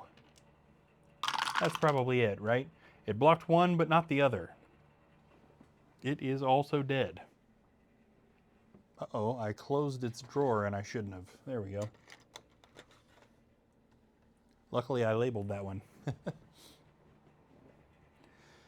Finally, now there's no other searching she can do, but she could go ahead and walk up into that other room. I guess let's go ahead and do that. 6. 1, 2, 3, 4, 5, 6. So again, I don't know why she wouldn't go ahead and open this door. So let's go ahead and open the door. And Bohemius knows what's going on right here, I'm sure. This, as it turns out, is the prison cell of Sir Ragnar, who is the person we are looking for in this quest. I did make sure that my wife painted this model, being that this is the only quest he's in. This is from the Mythic tier here, the prisoner Ragnar. And he is hanging out right here, because he's been in here for a while. Now, I know that there's some stuff we need to take care of here. This is the cell holding Sir Ragnar. When Sir Ragnar is found, an alarm sounds. Place all remaining monsters, doors, walls, and furniture on the board. All doors are now open. Sir Ragnar should be moved by the hero who opened the cell. The cell cannot be searched for treasure. The hero takes their regular turn first, then rolls 1 movement die to move the wounded knight. Sir Ragnar may not attack, but rolls 2 defense dice and has 2 body points left. Oh boy. Now, a lot of times, even randomly, Ragnar being found is the last thing that happens in the quest, meaning that this isn't a big deal. But we still have quite a bit of stuff left in the upper right quadrant of the board from where I'm sitting, and now all of that is going to be activated. So this is definitely going to get interesting. All right, let's, it was actually the end of a turn too, which, okay, so that kind of worked out. Let's go ahead and activate all of that. So yes, just about all of these rooms up here in the corner have stuff. As it mentioned, all doors are now open, so we're getting rid of that door. We also have a doorway leading here, and we're going to go ahead and open this door as well. And every bit of monsters and everything that are in these rooms are immediately going to activate. Let's take care of furniture. In that upper blue room, there's a table, so we'll go ahead and put a carpet there. We got the fancy Mage of the Mirror table going on that carpet. We've got a cupboard in that kind of wood-colored room right here. There's also another treasure chest there.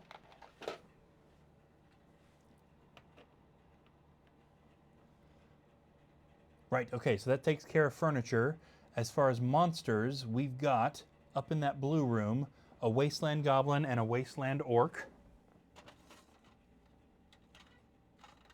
Get one of those.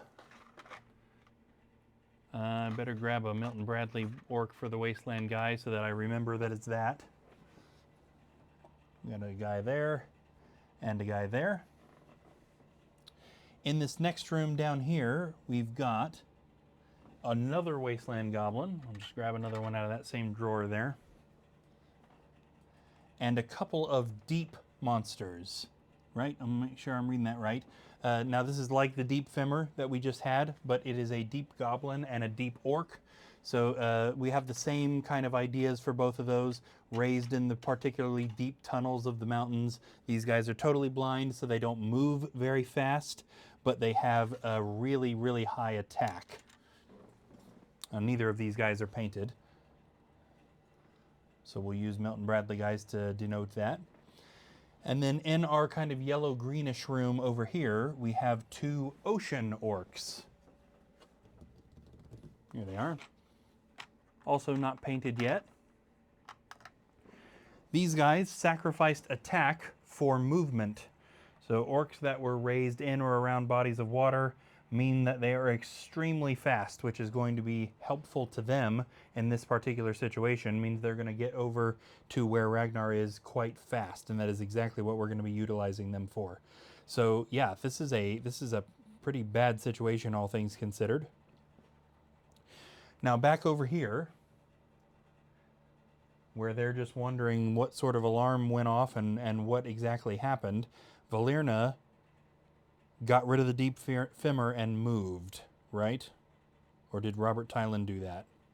Somebody help me out. Does anybody remember better than I do? Does Valerna still have an action, or is her turn done? Because I don't remember. Let's go ahead and let Ragnar move, because we know we're going to need to do that regardless of whether or not she has another action. I think her turn is over. If none of us remember, I'm going to go with that, because I think her turn is over. But we've done too much stuff. Now I forget. Ragnar only moves with 1 dice. He's moving slow because he's hurt. 1, 2, 3. And we need to make an attempt at least at keeping him either between these 2 heroes or behind them. Because if a monster hits him, he's very likely to die. And we don't want him to die. We're going to beeline him for the staircase and get him out of here. Okay, so if Valerna's turn is over, then we have a rather massive monster's turn to take care of. I'm going to grab a drink here real fast.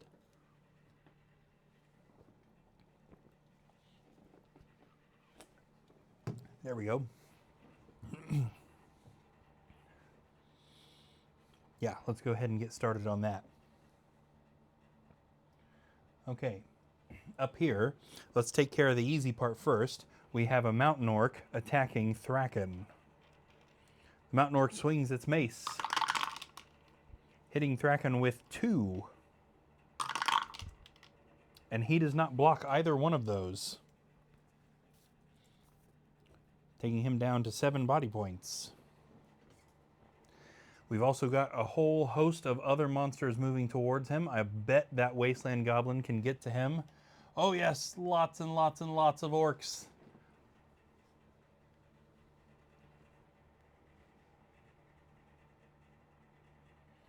Let me check the wasteland goblin's movement. That should be 5. Yes, 5. But it can still, that's enough to get over there. 1, 2, 3, 4.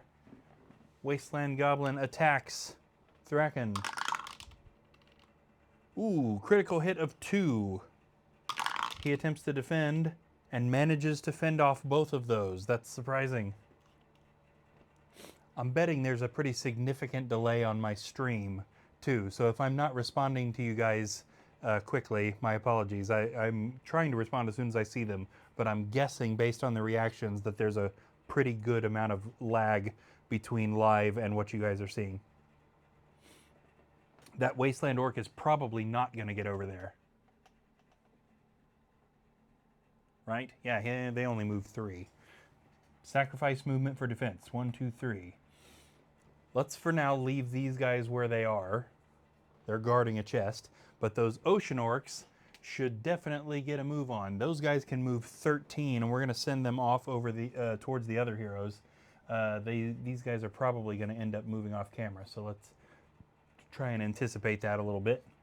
1, 2, 3, 4, 5, 6, 7, 8, 9, 10, 11, 12, 13. That is a scary amount of movement for an orc. 1, 2, 3, 4, 5, 6, 7, 8, 9, 10, 11, 12, and it can't quite make its 13th move there, but they are on their way to block Ragnar from getting to the stairs. Woo, buddy. That is some scary stuff. Okay, back over to Robert Tylan.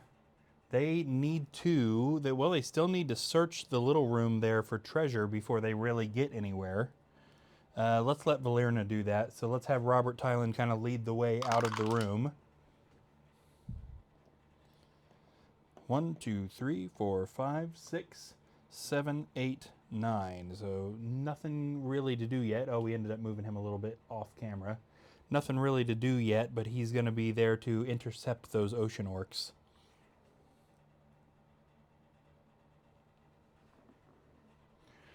All right, Gramina. She is just off camera over here. She's right over here. She needs to get up there and help so that Thraken's not just totally surrounded. 1, 2, 3, 4, 5, 6, 7. She's there, but she's still not able to help just quite yet. She's still, I mean, she could throw her hand axe, but then it would be gone and she'd be rolling with her base attack. So let's not do that. Thraken now needs to make a decision on who he is going to kill.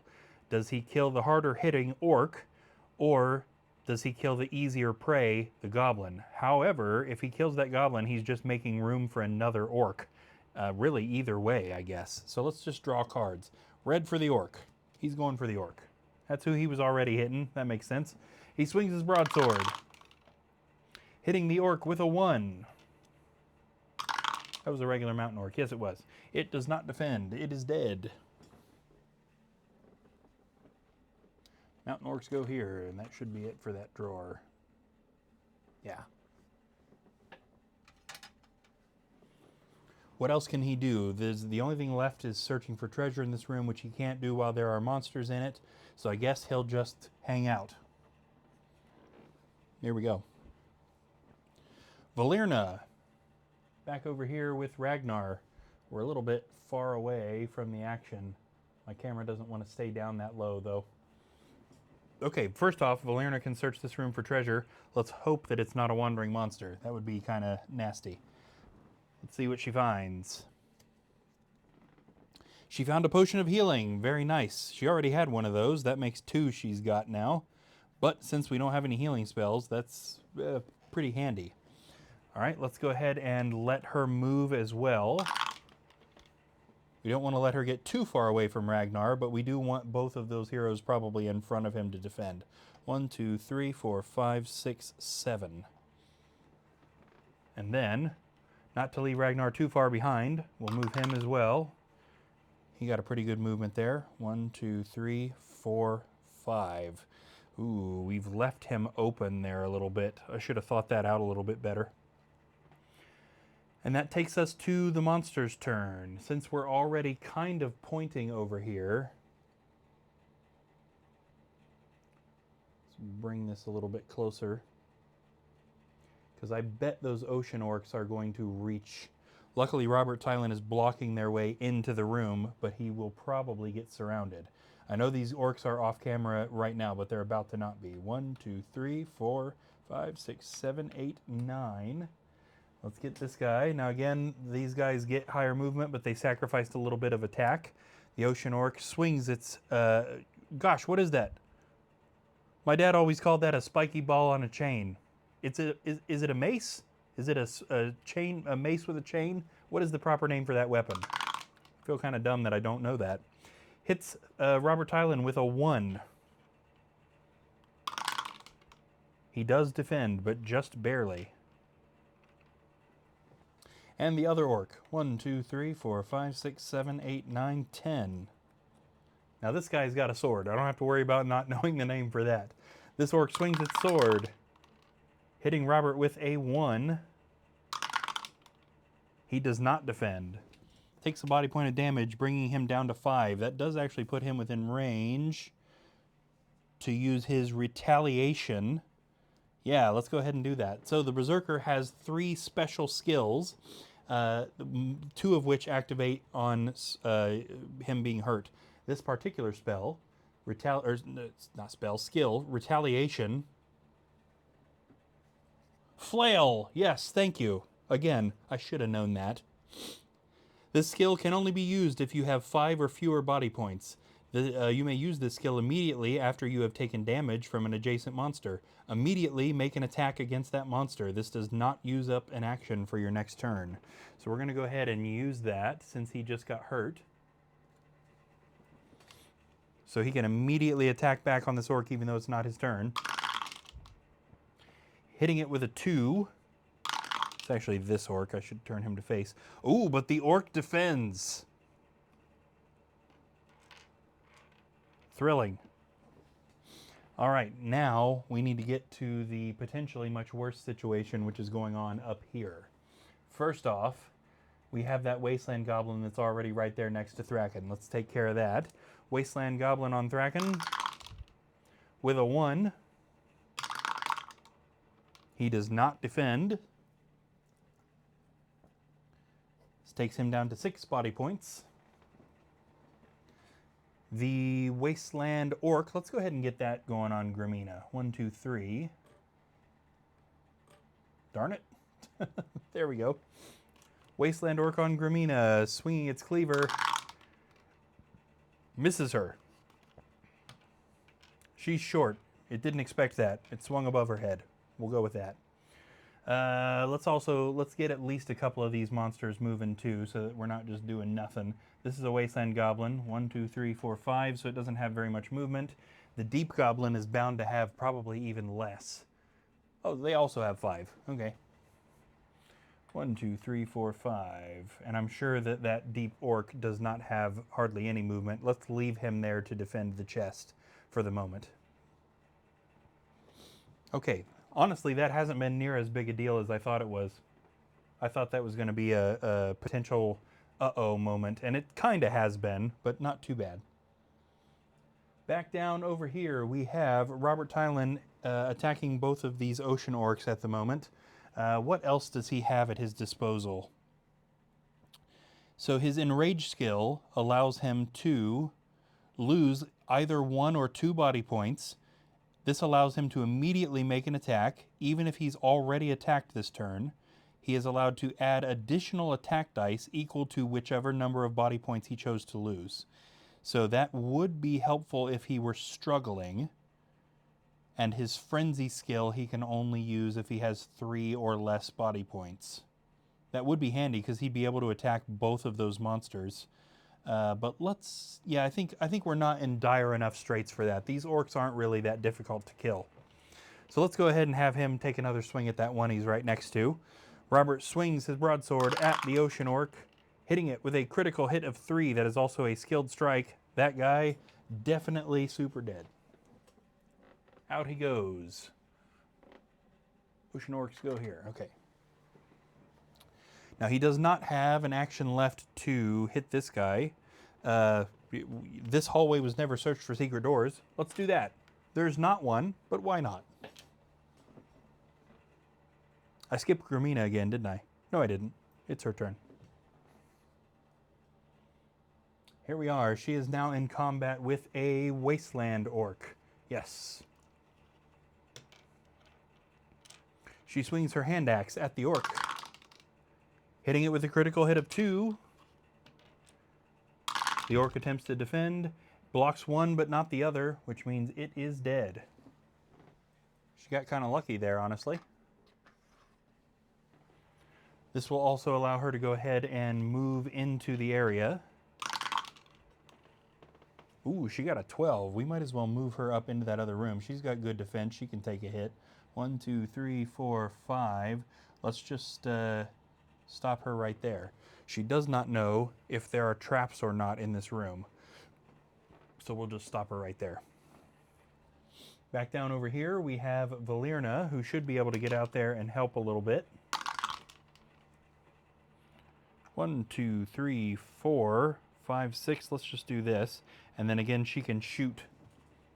So she puts an arrow to her bow and fires, hitting that orc with a 2. It does not defend. Flail orc gone. There we go. Awesome. Took care of the immediate threat.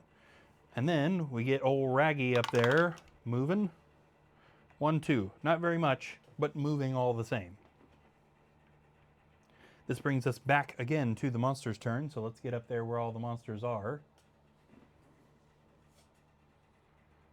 Wasteland Goblin on Thraken.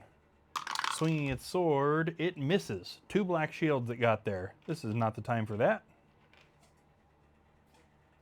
What else have we got up here? Oh yes, Gramina becoming surrounded is what we have. First off, we have this deep orc.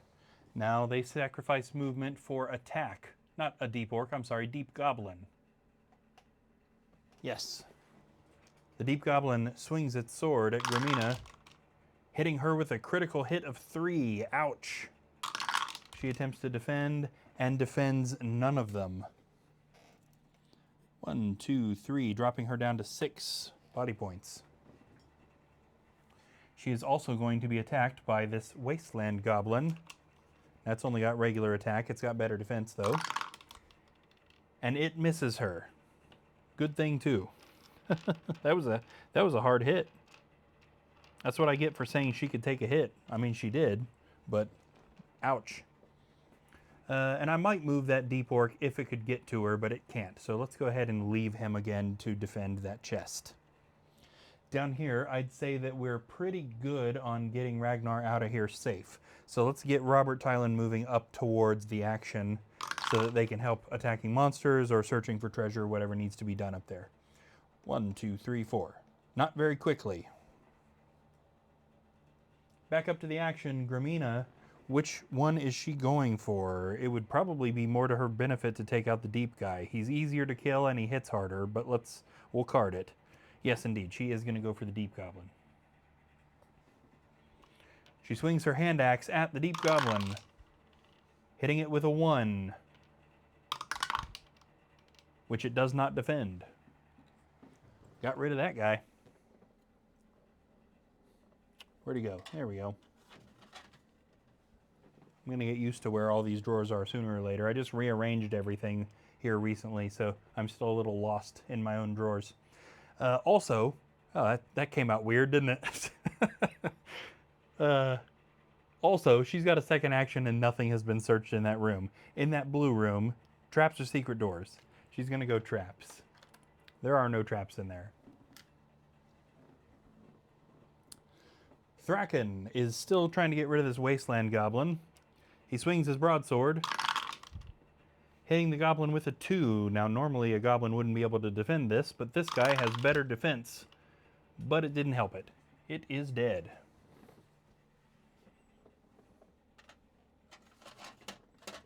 All right, this finally leaves this room open to be able to be searched for treasure. Let's take care of that with his second action. Let's see what he finds. Ah, Thraken finds a pitfall. Suddenly the stone beneath his feet gives way. He falls into a shallow pit, losing 1 body point. Bringing him down to 5. We're getting close to danger zone body point wise, but there's not many monsters left. So unless they start pulling wandering monster treasure cards or stepping on a whole bunch of traps, they're probably going to be okay. Back down here with Valerna. Again, I don't feel too bad about leaving Ragnar behind at this point. They ought to get up there and help fight. 1, 2, 3, 4, 5, 6, 7, 8, 9. Oh, she moved straight off camera over there. But that's all right. We don't need to follow her quite yet because we do need to move Ragnar. Old Raggy's still moving pretty slow. 1, 2. We're going to get him to the stairs one way or another. And already we are back to the monster's turn, which right at the moment, the only monsters we have are that Wasteland Goblin and that Deep Orc. So let's take care of the Wasteland Goblin. He is going to attack Gramina, hitting her with a 1, which she defends. How much do Deep Orcs move? 4. Can it get to her? Not quite. Do we let it leave the chest even though it's not going to get to her? Let's card it. Yes. 1, 2, 3, 4. So it can't quite get there. It was probably gonna die on the next hero's turn either way. I suppose it probably didn't matter much, but it is in position on the chance that it survives to make an attack. All right, back to Robert Tylan. Here he is. Move him probably off camera too. Let's position the camera to follow a little bit better. 1, 2, 3, 4, 5, 6, 7, 8.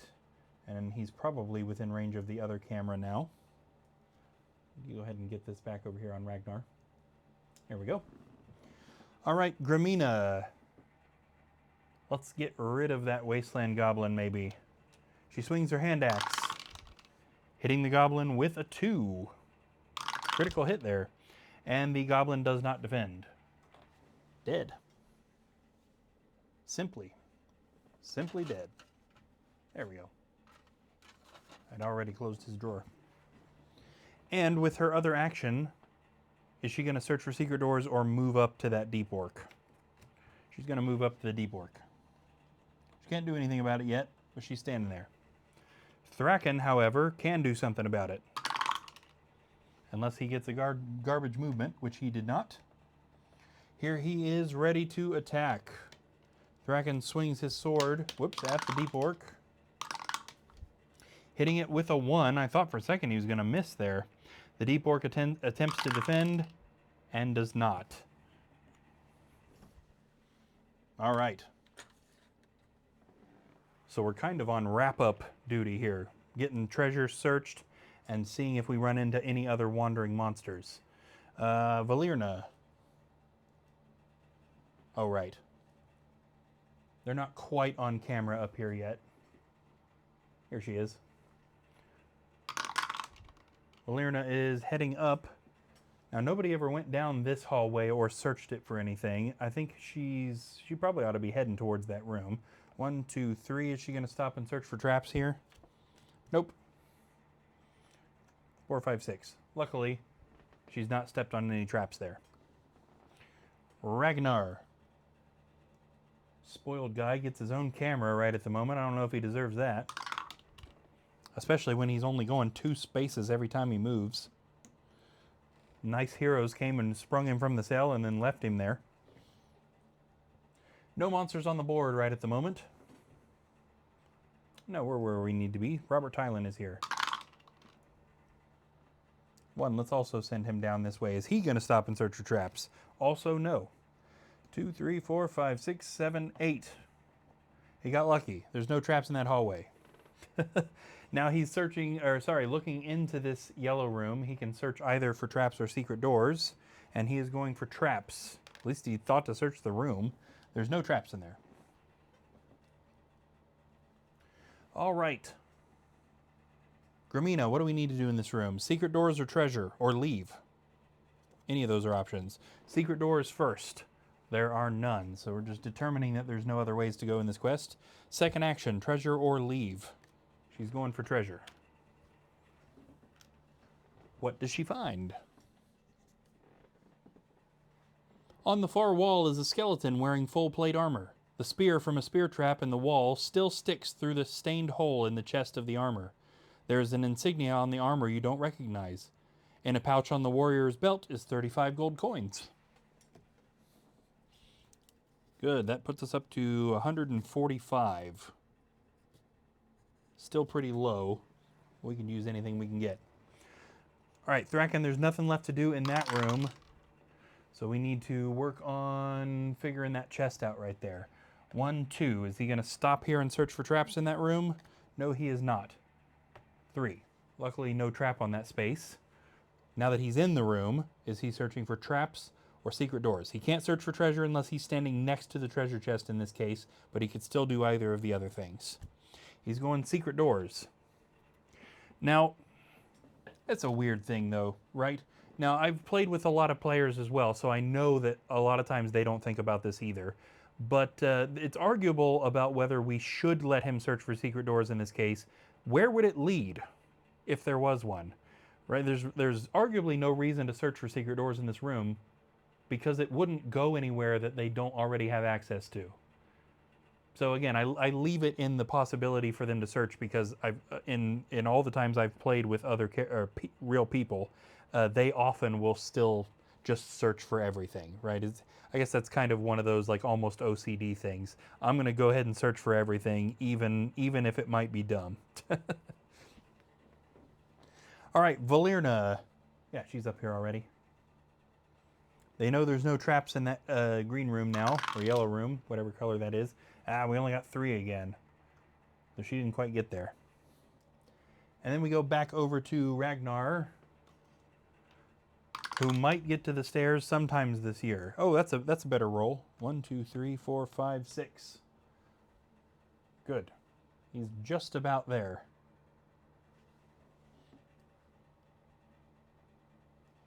Okay. Just about done as well. No monsters on the board. So Robert Tylen is next. Okay, real quick, what is he going to do? He can't reach the chest in that room, so there's really no reason for him to not just do that. Just so that he can do any searching. Is it going to be secret doors or treasure? It's going to be treasure. Let's see what he finds. We're getting all the gold here all of a sudden. You pull on a string hanging from a board in the ceiling. The board falls and spills the contents of the small cubby. Among the things that fall are a uselessly blunt short sword, a stained blue tunic, and what appears to be a spell book with blank pages and 35 gold coins. That puts us at 180. Awesome. Yes, all right. Then we are at Gramina. They didn't search that room for traps. They still don't know for sure if that chest is trapped. 1, 2, 3, 4, 5. Let's roll for it. Sometimes the characters forget they haven't searched for traps or they're just not thinking about it. Is she searching for traps or going for treasure? She is going to search for traps. That reads like she remembered at the last moment. Now, luckily, there are no traps, so she would have been okay either way. But again, it's always best to check. Let's get Thraken over there to steal the treasure out from under her. 1, 2, 3, 4. Now that he is adjacent to the chest, he can search this room for treasure. In this chest is 60 gold coins and a potion of healing. So let's get both of those written down. That puts us up to 240. I think. 60, right? Yes. And a potion of healing that he found. Who was that? It was Thraken. I do take those out of the treasure deck, by the way. I don't know if anybody else does that.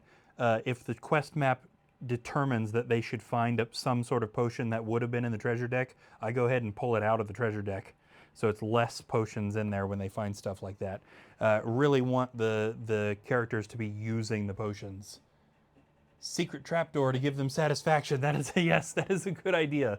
And we should fill it with a couple of harder monsters since they had such an easy an easy idea.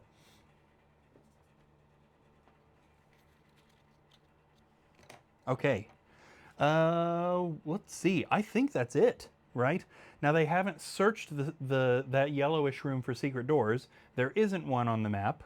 But theoretically, we would just be watching a whole bunch of nothing, right? Because we don't need to roll them all back to the staircase. We don't need to roll Ragnar up to the staircase. We know that with enough rolling, eventually they're all going to get there. So essentially, that concludes the quest. Awesome. Let's talk about cleanup and what we're doing here. So first things first, because they successfully rescued Sir Ragnar, he gets to the stairs and gets out of here. He is actually going to join the hero's ranks and become a playable hero.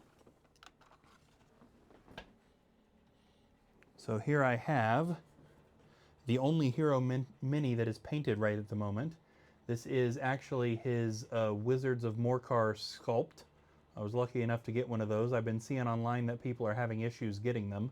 Now he is in the Wizards of Morcar expansion kind of as a villain again, but we're just going to use his mini as a hero. So he is going to join the heroes as a knight class, and he may end up going on the next quest that we play. So that's the first kind of big thing. Nextly, we'll go ahead and go back to full face cam now that we're essentially ready to end. The heroes are going to get 50 gold coins apiece. Now again, this is something that I added.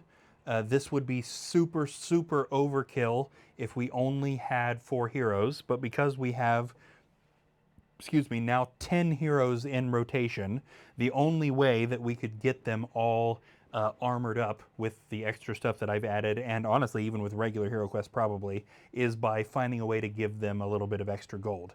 So Mentor essentially in this first book is awarding each surviving hero 50 coins for completing a quest. So that puts us up to 440. Now this doesn't happen every time, but if you remember at the beginning, the Emperor was offering a reward for Ragnar's safe return, and that was 240 coins. Now I know this seems like a lot, but having gone through this a couple of times, I can assure you that it will end up not being a ton. We still have so much equipment that we need to buy, and we'll still be running out of gold all the time. So we also need to add in that 240. Puts us up to 680. 680 coins total. Let's clean up the cards that we didn't end up using. Valerna didn't end up using any of her 3 spells, which I would be a little disappointed about, but she kind of filled a different niche on this quest. She wasn't really the spellcaster, she was the sharpshooter, really. She was the only one with long range, so it kind of worked better for her to be shooting from the background more than casting spells. So I think that still kind of worked out all right. Now the other thing that we need to do, other than like erase the damage off the character sheets and stuff, is the skill set leveling system that I mentioned. Maybe one of the biggest changes that I made was introducing a 6-category skill set leveling system. Each of the 6 categories have 10 levels, and each of the hero classes benefit from those levels differently. There isn't a reward for every level, but there is a reward for maxing out anything. And as I mentioned earlier too, the more skill set levels that are going into a quest collectively across all the heroes, the harder the monsters become. So these quests do get quite difficult. Tonight's quest, honestly, is one of the easiest ones in the entire campaign, and that's true regardless of my homebrew rules. Anybody that's played Hero Quest before will know that Rescue of Sir Ragnar is one of the kind of easy quests. So let's start with Robert Tylen, our Berserker. Got to erase his damage here. He did get to use one of his skills. That's neat. I think he did pretty good. He was one of the heroes that actually found Ragnar. There was not really a boss to speak of in this quest. If I ever go through and do another edit of all the quests, I might just add a boss somewhere in this quest just to give it a little something extra. I'm going to mark that he went on quest 2 just for my own interest. And let's see where his points go. I'm going to randomize these two. Theoretically, as a player, you could put them wherever you want. His first point is going to go towards Constitution level 1. So Constitution, of course, would give him more max body points. Level 1 isn't anything, but a hero, if they max out Constitution, could get 15 body points total, which will be super helpful in the later quest books like Frozen Horror and stuff like that. It actually doesn't benefit a Berserker very much to get more body points since it puts him further away from being able to access his abilities. His second point is going to go towards Education level 1. Education will give them more mind points, which, just in case anybody's watching who doesn't know what mind points are, that it's a mechanic that we did not get to in this quest. It kind of represents how smart the hero is, how well they're able to throw off spells that the enemies can cast on them that might control them or put them to sleep or anything like that. The more mind points you have, the better chance you have of throwing off those spells. There are also the rare monsters here and there that attack mind points instead of body points. Now, Berserkers only have 2 mind points to begin with, so Education is definitely a good thing to spend some points in for him. Education level 1 is also nothing right at the moment. That's it for him. All right, Gramina.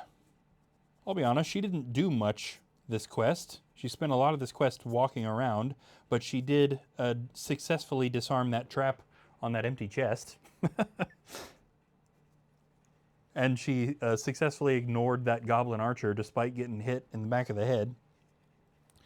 All right, her first point is going to go also towards Education level 1, which is still nothing for her. Her other point is going to be Magic Memorization. So Magic Memorization increases the number of spells that a hero can take into a quest, and also will allow the heroes to pick spells by name. Not all of them, but a certain number of spells by name rather than getting them randomly. Now, Dwarf isn't going to benefit a huge amount by any sort of magic anything, but they get a little something. So again, you could customize a Dwarf to be a spellcaster. They're never going to be as good as a wizard, but still handy. Valyria, maybe the MVP of the quest, for nothing else just because she was able to shoot. So she contributed to a lot of the damage, taking out big bad monsters for sure. Let's see what she's getting. Her first point is going to be Constitution level 1. Again, that's nothing for her, but Constitution 2 will give her another body point. What else does she do? Magic Memorization, and she's already got a point here, so this is Magic Memorization 2. What does this give her? That gives her access to pick one spell. So on the next quest she goes on, one of her 3 won't be random. We'll be able to pick her a healing spell or Ball of Flame or Genie or one of the really good ones, and then her other 2 will be random. Cool to see that coming together. And Thraken. Thraken the Barbarian also did a lot of the heavy lifting damage-wise in this quest. I'm glad it was him that was up there in the middle of all that when the alarm went off and all those doors opened, because he was, one of the best ones to be able to take monsters out pretty quickly. Also, I try to keep a list of accomplishments on these if they kill any big bosses.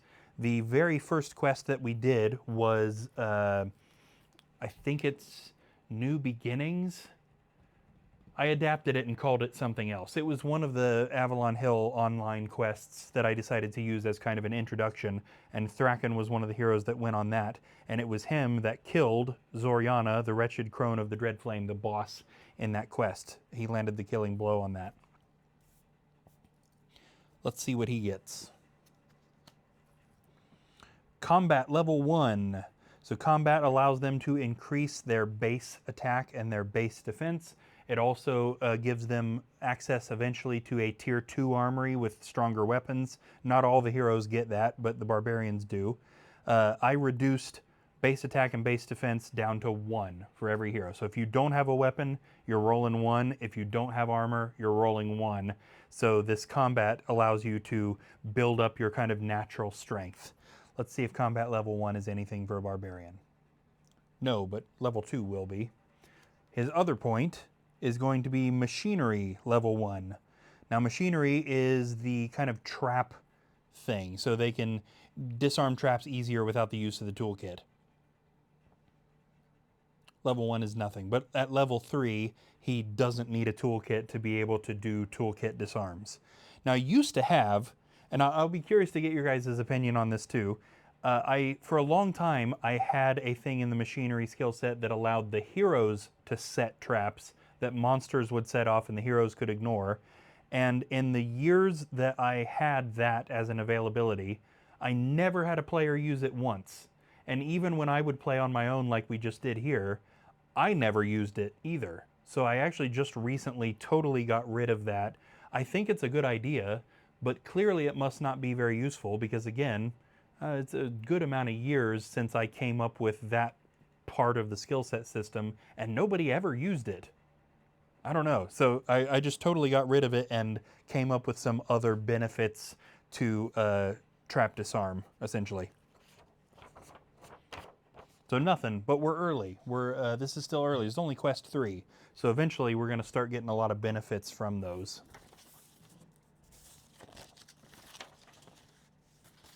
All right.